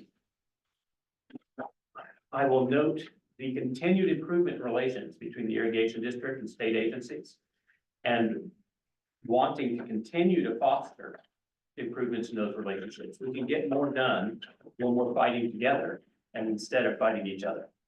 And so I am grateful for continued collaborative efforts between our irrigation district and our state and federal partners. Any further discussion? Hearing none, discussion is closed. All those in favor, please signify by saying aye. Aye. Any opposed? In the opinion of the president, the ayes have it. The motion passes unanimously. Do you have anything else, Mr. Essinger? That's right. Thank you very much. That brings us to engineering and maintenance. First item is maintenance project updates. Leo's out on the field. Okay. Yeah. Alex, you want to present us on maintenance and project updates? We did not have a presentation prepared for today, business as usual. We're taking care of licenses, water transfers and such. We're working on the California project, so we're hitting that hard right now. We'll keep you guys informed. Thank you very much, Mr. Frandoy. Related to that, and I might as well say this, we had kind of deferred salaries and wages on our in-kind cost match for the California Extension Project. I've already requested to have those deferrals moved from this reporting period to the next reporting period. Obviously, we can't do much construction during the irrigation season. And so I've requested to move our in-kind cost match to this construction season. And thus the maintenance team will be busy matching that in-kind cost match so that we don't have to pay for the equipment that will be used for the California Extension Project.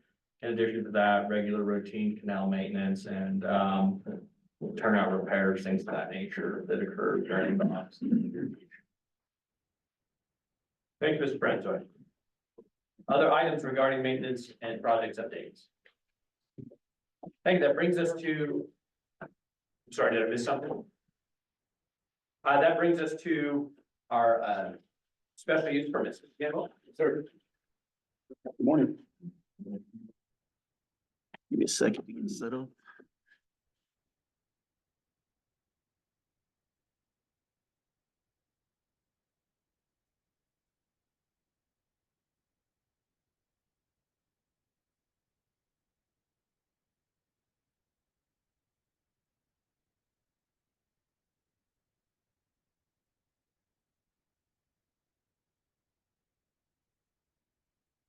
Okay, would you like me to continue?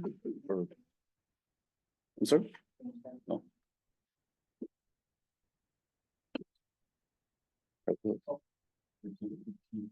Yes, please. So the stand for that, spring. Very well. Okay. The other side. Go away. Stop video. Green button. Share screen, Now just click this huh? I one. got you. Amateur hour. You do better than I do, I promise.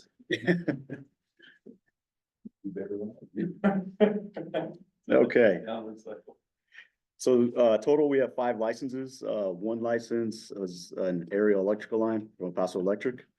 And then we have 4 Vexus fiber lines, 2 being buried fiber optic lines, and then 2 being aerial fiber optic lines.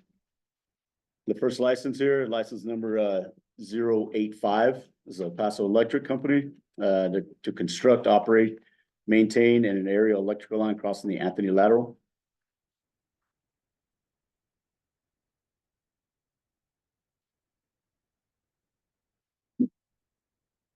Second license here is Vexus Fiber. This is license number 092 to construct, operate, and maintain a buried fiber optic line crossing Las Cruces Lateral.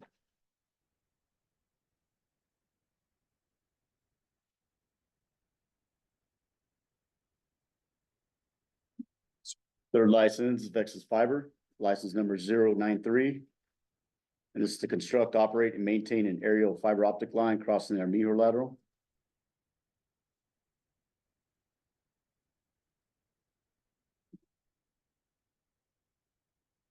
And this should be number 4. This is Vexus Fiber.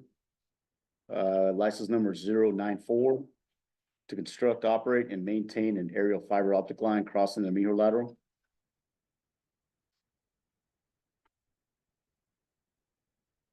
License number 5 here is Vexus Fiber, license number 095 to construct, operate, and maintain a buried fiber optic line crossing Las Cruces Lateral. And that is our 5 licenses. And staff recommends approval. Thank you very much. Questions from the board on the presentation? My only comment is, Vexus Fiber is a company I've not seen before. A subcontract, yes. These are within the city of Las Cruces, Yes, sir. is this continued expansion of high-speed internet, or is it specifically city of Las Cruces fiber to the board? This is, from what I said, just, it's in Las Cruces. It's not a larger project. Okay, thank you very much. Yep. Mr. Roverosa. Mr. President, I move to approve all contracts, or all, Licenses. licenses. I have a motion from Mr. Roverosa to approve all presented licenses, seconded by Mr. Tharp. Any discussion? Ms. Franzoy, Madam Secretary, do we need to have in that motion the approval of the waiver of the fees for the one permit? Or is simply That as is correct. presented? Present to this stuff, Mr. President. Thank you. Any further discussion? Hearing none, discussion is closed. All those in favor of the motion, please signify by saying aye. Aye. Any opposed? Hearing the chair, the ayes have it. The motion passes unanimously. Mr. Gambo, thank you very much. Thanks, sir. That brings us to the budget committee report. The budget committee report is in your packet. Mr. Sloan, do you have anything you would present on it? I hope this can be a little bit of a, get some feedback from the board. It's kind of the main goal, I think, here. So we met a couple times in August. And I think that we're basically trying to kind of figure out what you guys as a board want the budget committee to do. And kind of give us some direction. So, obviously Joe presented a lot of information and we already approved the 25 budget. I think the big thing that at least like for myself, I think the rest of the committee would kind of goes with what Greg already said about talking about where we were behind on our assessments or what we should be looking at. I think that for the future, what is our budget and what does our assessment look like in 5 years from now? And so I think that that's something we need to really think about. And maybe we should get some input from you guys of what you think that we should be trying to look at in the budget committee or at the budget to try to figure these things out. So, in 2 to 3, 4 years, we don't really I don't have an idea what the assessment's gonna be. I mean, is it gonna be 150? Is it gonna be 100? What is it really gonna look like? So I think those are things that I think as a committee, we would like to try to look at and try to figure out. Joe had already brought up about the financing the large equipment. And I think that that's something that, I don't know, sometimes there'd be questions a little bit to Gary in a way, like, I don't know if that was, if this is some new stuff that's come around. But, as us as a committee, we think that's a really good idea to not tie up a lot of capital and to help us with cash flow. And a lot of, I know that Joe's talking about 15 years for a lot of equipment, depends on the use of the equipment. A lot of these loaders and big heavy machinery, depends on the hours, can last a long time. So if you could amortize these over time, it's really gonna help us. If you need a dozer for $400,000, but you gotta pay for it one single year, it's really a real big burden. So, and then the other thing that we're talking about is also talking about having reserve funds.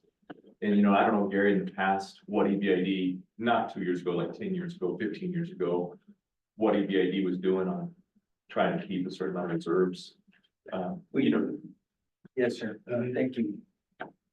Sloan, we did have a reserve at one time. Gail Norvell, when she was my CFO, we planned to always have something in the slush fund, reserve fund, for incidences where we had emergencies and things of that nature. Certainly, I think it's a good approach is to build back that reserve and look forward to working at a plan that can do so. One thing that I think, and we have to play this into the 5-year plan, is the opportunity that is before us to improve our infrastructure through piping and so forth. We know already that just with the 40 some odd miles we pipe, that there's a huge contribution to reduction in our maintenance.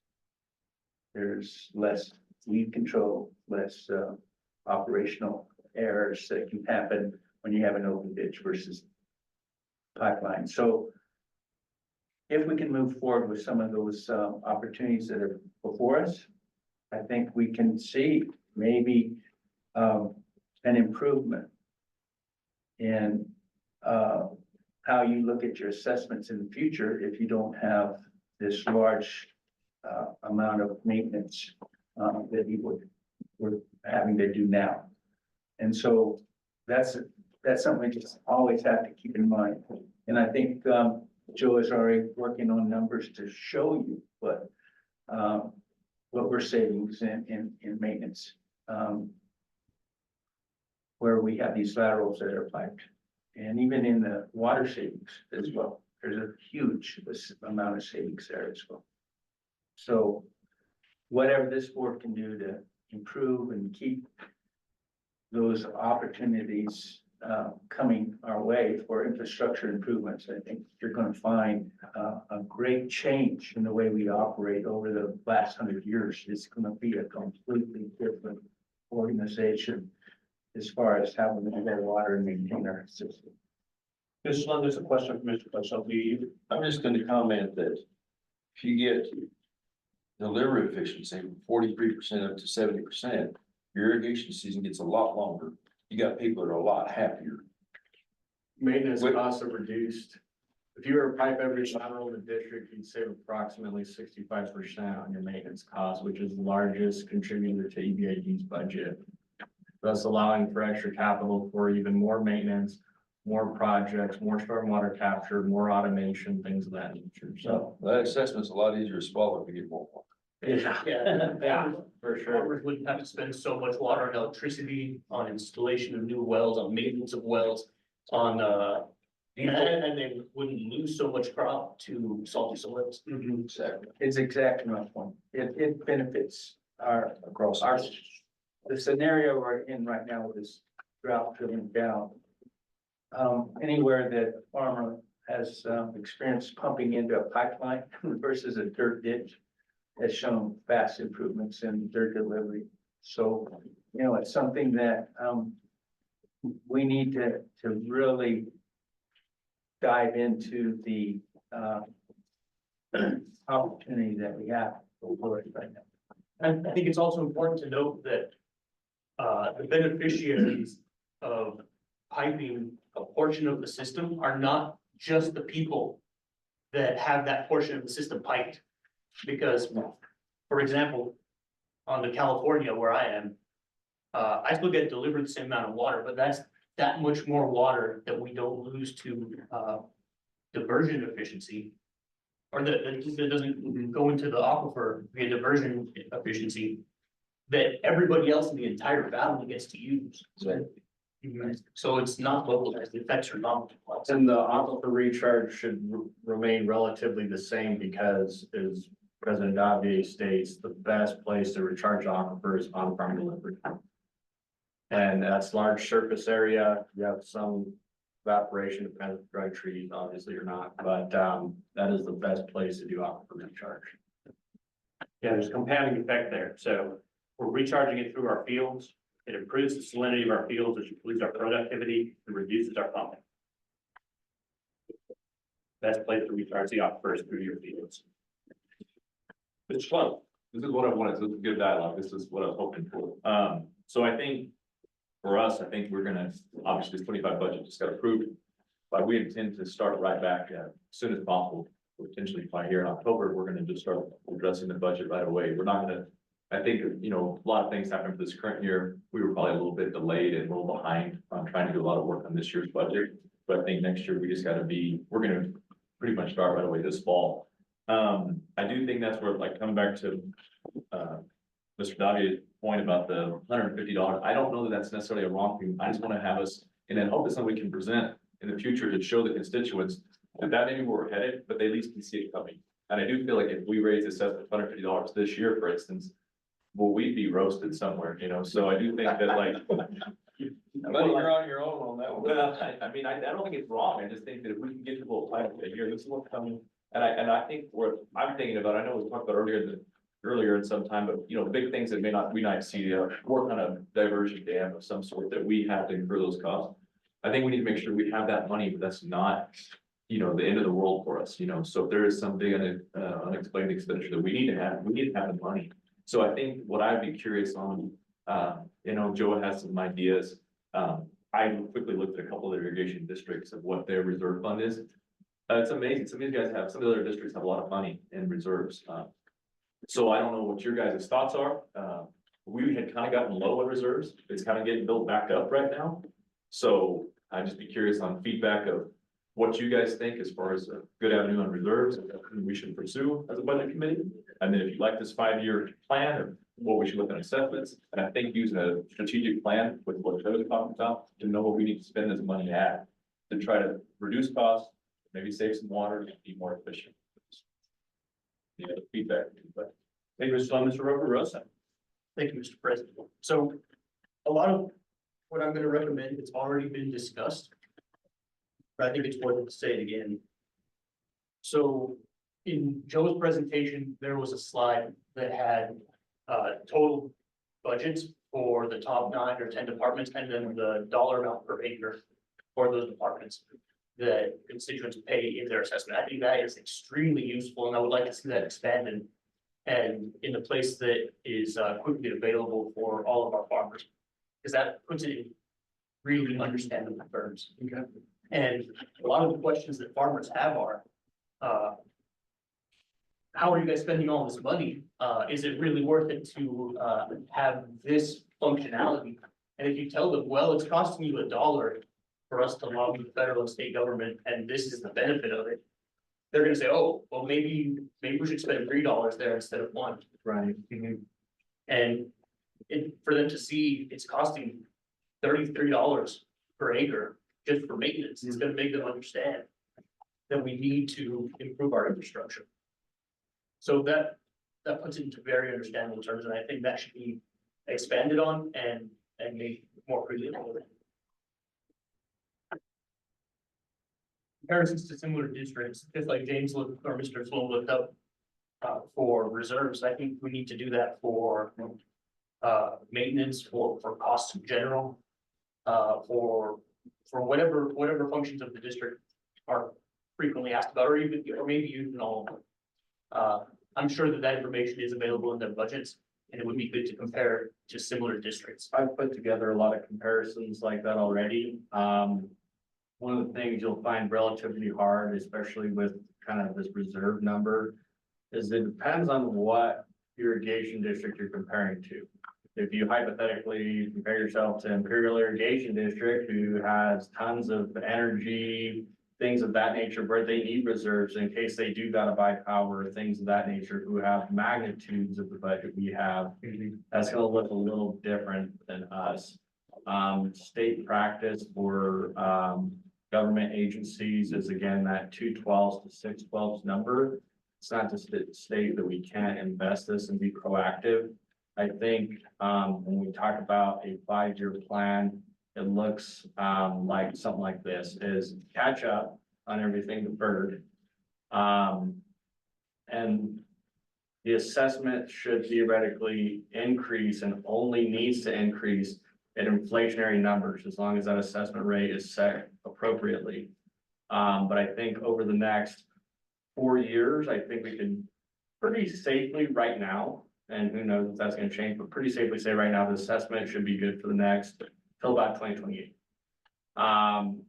After that, you'll need to look at revisiting increases in the assessment. We'll see what it looks like then. But that's when, with all the potential funding for grants and everything that's coming in to reduce costs, being proactive on leveraging that money out, continuing to improve the district, automate, things of that nature. You know, I think after that 5 years, you're gonna have significant savings, and it'll allow you a lot of, we'll just say, cash to improve the district. And only until all of those things have been achieved, if all of those things be achieved, when you discuss lowering the assessment. Very good. So I think comparisons to similar districts will be useful, even if caveats are added to explain the differences in operations. And finally, is there a portion of the budget every year that is dedicated to capital improvements? Yes, What's that percentage? about 10% right now. So I think it would be good to investigate if it would be reasonable to have a higher number there. And to do cost benefit analysis on programs that could fall into that bucket. I know that we have potentially big improvements in infrastructure coming our way, but that may not be all that we need to do. Correct. I think that number actually gets significantly lower with the financing option year over year, and we get the equipment that we need. But I'm not talking just about equipment, I'm talking about improvements to the Right. water infrastructure. Yeah, I got you. Future procurement of water smart grants, matching funds. Right. Yeah, definitely. I agree 100%. Thank you, Mr. President. Mr. Sloan, what do I think we can address a lot of those issues. If we do some financing of that equipment, you can move some of that capital money to other places. And I think that's what needs to be addressed, is what big things come down the pipe for us that we need to look at today, that we're not just blowing away for 3 years. So I guess one thing for me, and I just basically, if everybody feels like we're heading in the right track as the budget committee, and you guys are already on the budget committee, you guys feel that there's something else we should look at? You know, take any recommendation if there's something else that maybe we've missed or not addressed. Mr. Clayshaw. I'd just like to thank Mr. Branswood for giving us information in a form I can understand. It helps. Thank you. You're welcome. So I have a few things. First thing I want to do is express my appreciation of the budget committee. So this is the first time I can remember that I supported a budget that didn't include an assessment increase. And the reason I was able to do that was the information presented in the report, and the guidance you gave to Ms. Franzoy and what's presented in the budget. I want to say that I concur. While I think that about $150 is where we need to be, shifting it there this year would break things within our district. And my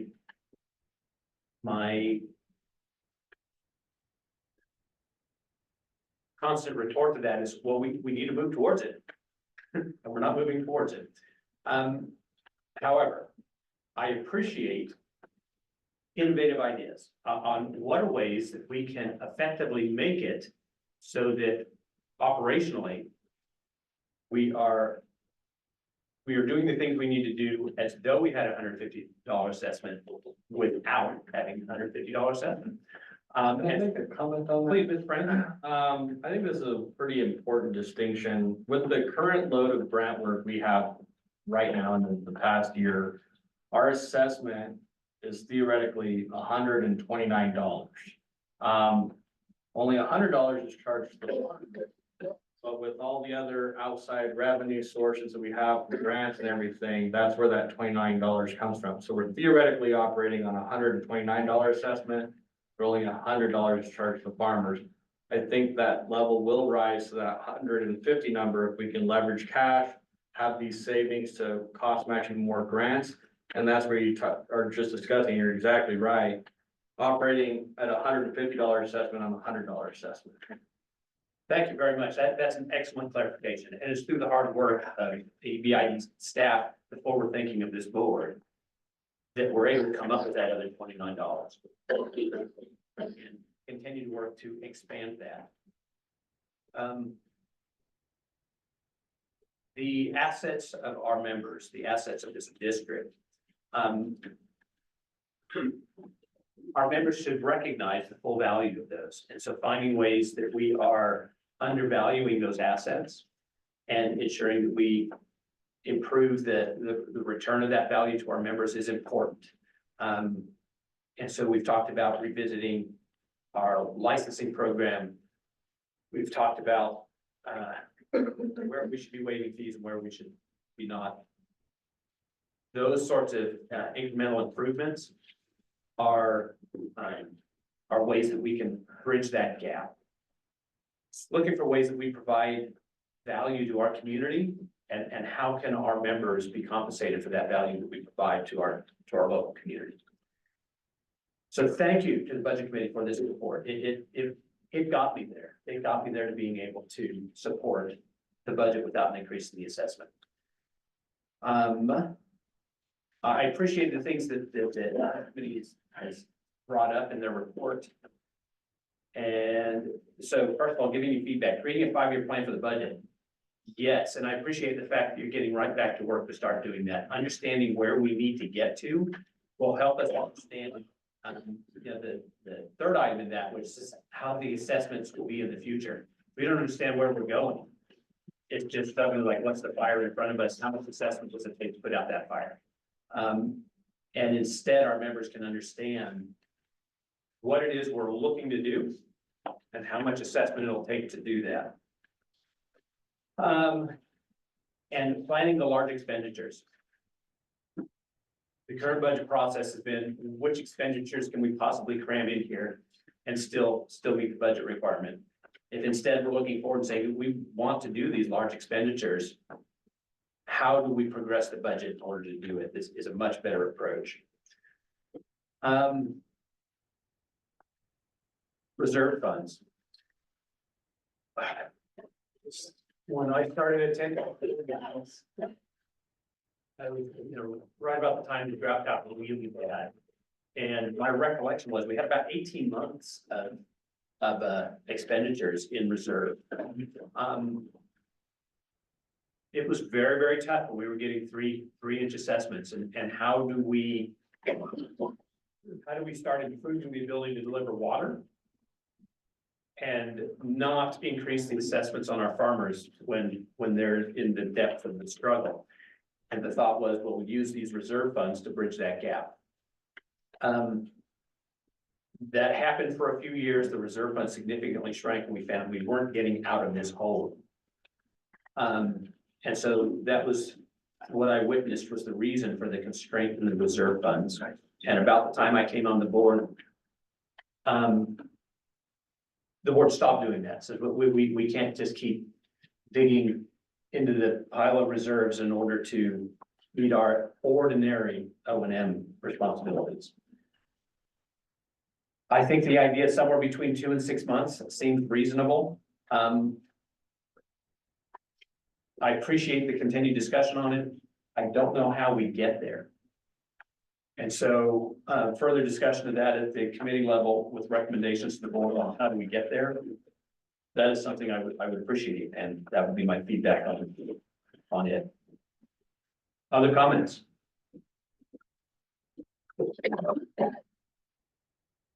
I turn the floor back over to you, Ms. Sloan. Anything? I think that's it. I think we have the public. Mr. Hernandez. Thank you for recognizing me. Thank you, Mr. Chairman. Just a couple of things to add to the discussion. The origin of the reserve fund came from the first contract we signed from the Bureau of Reclamation. The Bureau required us to have a reserve fund. I can't remember the exact number, but I believe it was 5% of our annual expense to the Bureau of Reclamation. We had to have a reserve fund for that at a minimum. When we paid off, we didn't have that constraint anymore. And that's when the board started using that reserve fund for some of the items Mr. Gautier has mentioned. The other thing that really impacted our budget, our annual budget, was the fact that we used to borrow money from the Interstate Stream Commission for all our large equipment purchases. I drew contracts where the interest rate was 1%. So we would borrow 60, 70,000 for big equipment from the Interstate Stream Commission, you know, at 1%. And so that got us through a lot of years. Then when we got the screening card, Gary hit the jackpot with that, because then we were getting all sorts of equipment from Desert Storm, big equipment that carried us for years and years and years. And probably, Gary, you probably still have some of those out there that we're still using. So, you know, those three things, you know, really impacted the ebb and flow of the budget process of this board. And I just wanted to give you a little historical perspective on that. Thank you very much. I appreciate that, Mr. Hernandez. And I will also note that, you know, during the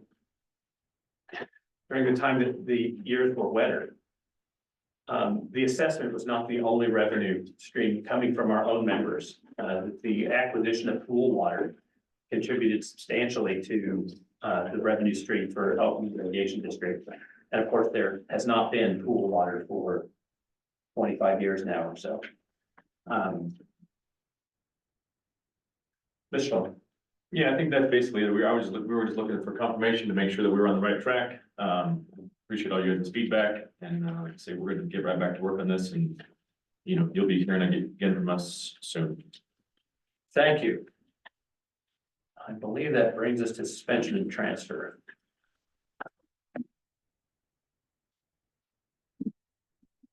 Oh, no, I've got HR and safety update. Thank you, Mr. President. Right now, we're currently employed. Our employee count is at 78. We'd like to average around 80. We've hired Joshua Smith as a temporary full-time, and he's been able to then infiltrate into our different departments and learn from staff.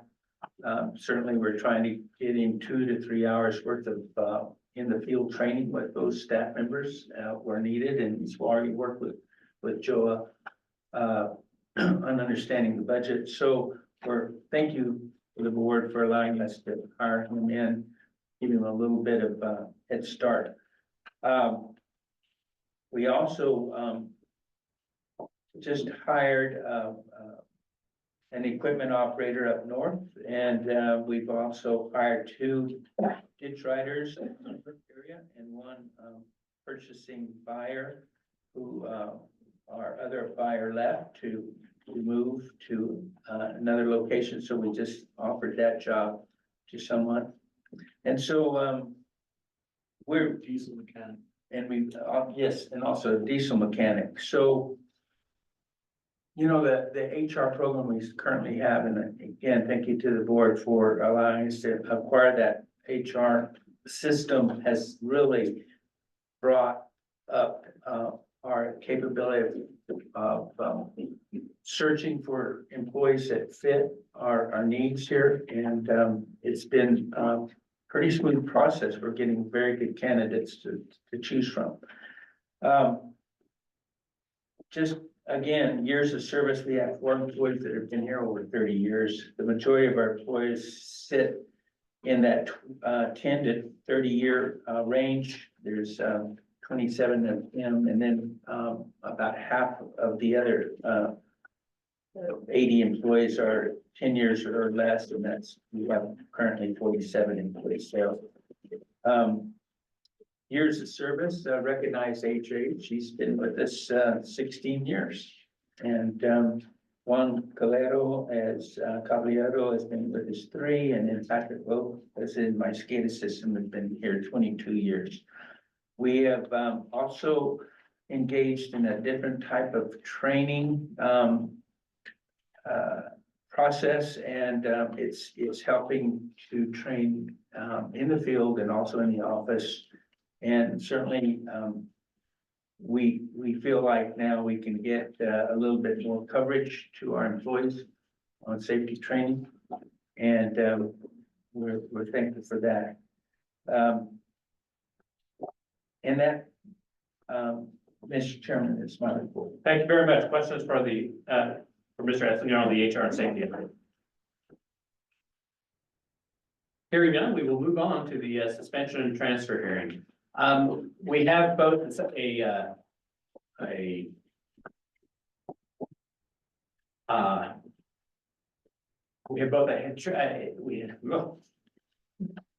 start over. We have both a suspension and transfer hearing and a voluntary and involuntary suspension and transfer hearing. We are going to hear presentations on both of those together. Receive any input from the public on both of those together, and then we will act on them separately. We'll give it just a moment to get to my script.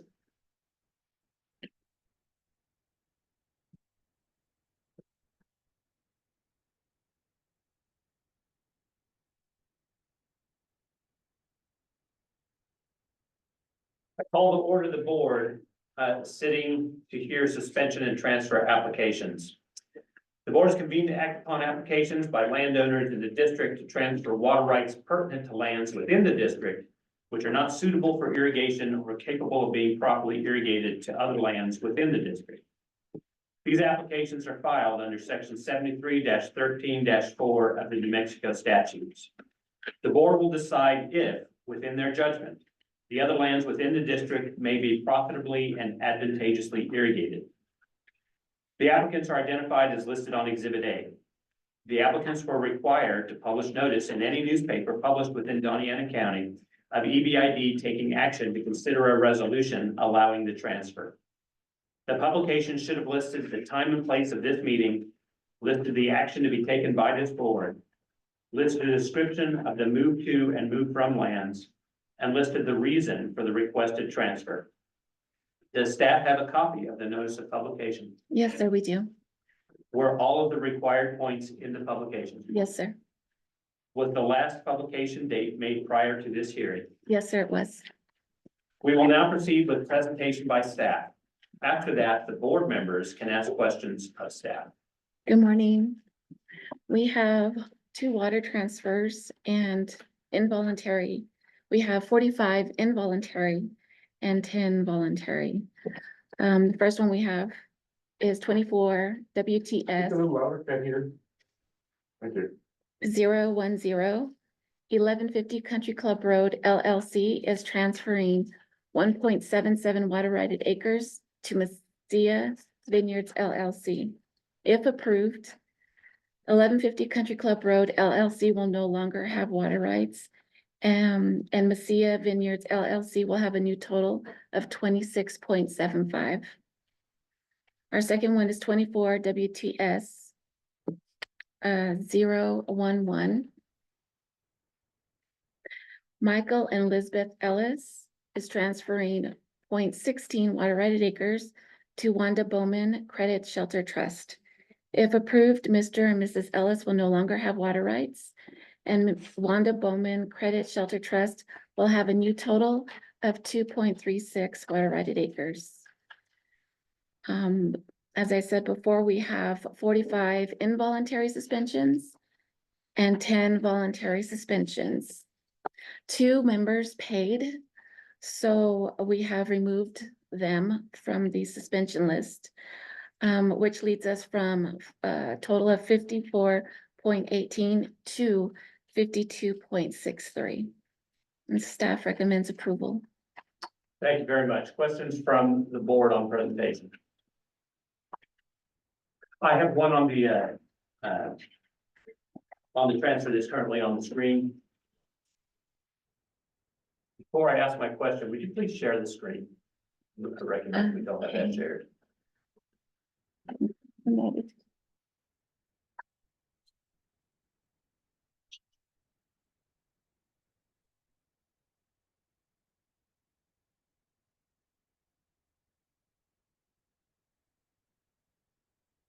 This is an existing farm rate tract. Is this the delivery of water to this tract or through the community ditch association that's in that area, Mr. Esslinger? It appears to be, yes. Okay, thank you. That was my only question. Any other questions from the board?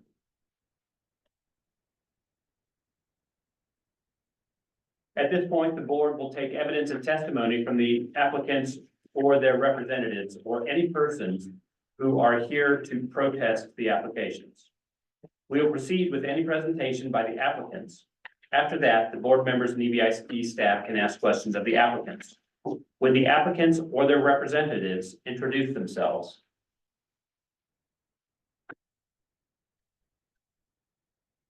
There's somebody trying to talk. Madam Secretary, would you see if there's somebody online trying to I talk? think We're not it's here. a talking EBID Mhm. that's showing us talking. How about it? There's nothing.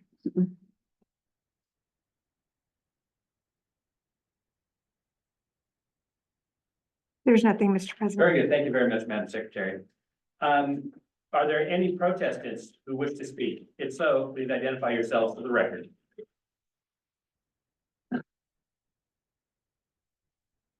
Are there any other comments?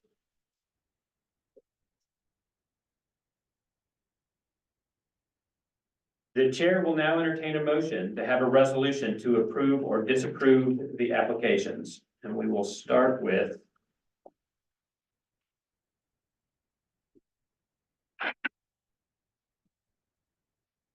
the resolution for the 2 transfers, which I believe is S&T -09A.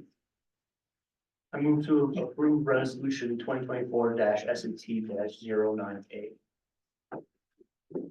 Second. I have a motion from Mr. Robirosa, seconded by Mr. Sloan to approve resolution 2024 S&T-09A. Mr. Lutz. And Mr. President, this is only a technical item, but in the exhibit A, I think the name of the transferee on number 11 should be the Wanda Bowman. It just says the Wanda Bowman. Thank you very much for that correction. Thank you. Are there any questions on that correction from the board? Other discussion on the motion on the floor?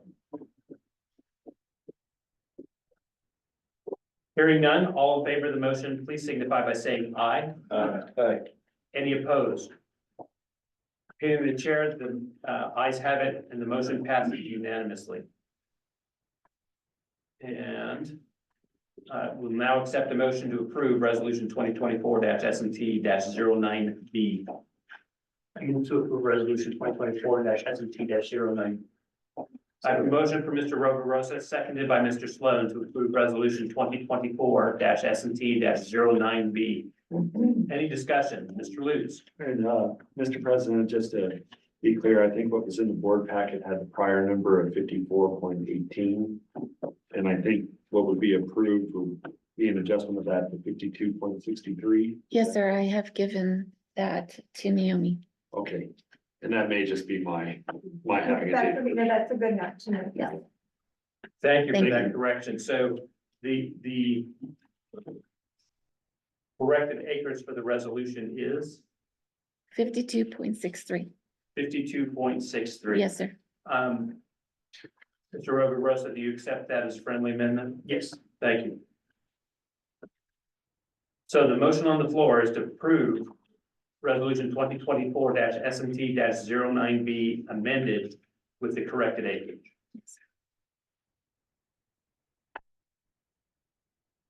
Any further discussion? Hearing none, discussion is closed. All those in favor, please signify by saying aye. Aye. Any opposed? Continue to chair. The ayes have it. The motion passes unanimously. Thank you. Oh, one moment, I gotta, well, I don't need anything else from you. Thank you.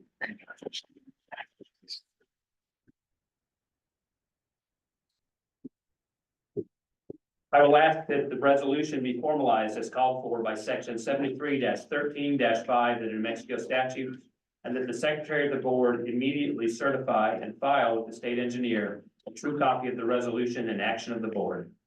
If there are any protestants who disagree with the action of the board, you may appeal this decision directly to the district court as provided under section 73-13-4 of the New Mexico statutes. Chair will now entertain a motion to adjourn the board sitting to hear the applications. I move to adjourn the board. To get applications. I have a motion by Mr. Roverosa to adjourn the suspension and transfer hearing, seconded by Mr. Sloan. All those in favor, please say aye. Aye. Any opposed? The ayes have it, the motion passes unanimously. Back to our agenda, which I believe is concluded for the open session portion.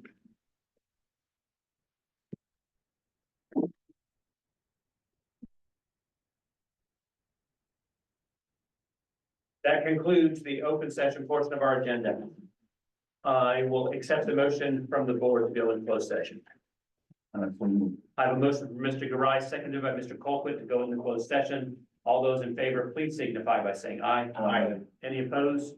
The ayes have it. The motion passed unanimously. We are in closed. We are back in open session. I will note that no items were discussed in closed session other than those items listed on the agenda for closed session. Is there any other additional business?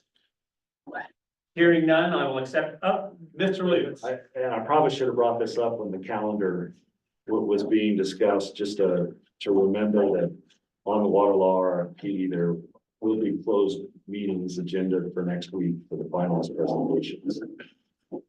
Wednesday afternoon and Friday. Thank you very much. Do we have the times for those? On the 18th, I believe it's 2 o'clock, which is next Wednesday, and then on the 20th, I believe it's 1 o'clock. On Friday, 1 o'clock and 2 o'clock, and on Wednesday, 2 o'clock. Yes, sir. Say it again, David. So on the 18th, it is 2 o'clock. And then on the 20th, it will begin at 1 o'clock, and then it'll be another one at 3 o'clock. 1 o'clock and 2 o'clock? Yes, on Friday, at 1. Thank you. Thank you very much, Mr. Lutz. Any other items of business? Hearing none, I'll accept the motion to adjourn. Move to adjourn. I have a motion from Mr. Roverosa, seconded by Mr. Sloan to adjourn. All those in favor, please say aye. Any opposed? Either the ayes have it, the motion passes unanimously. We are adjourned.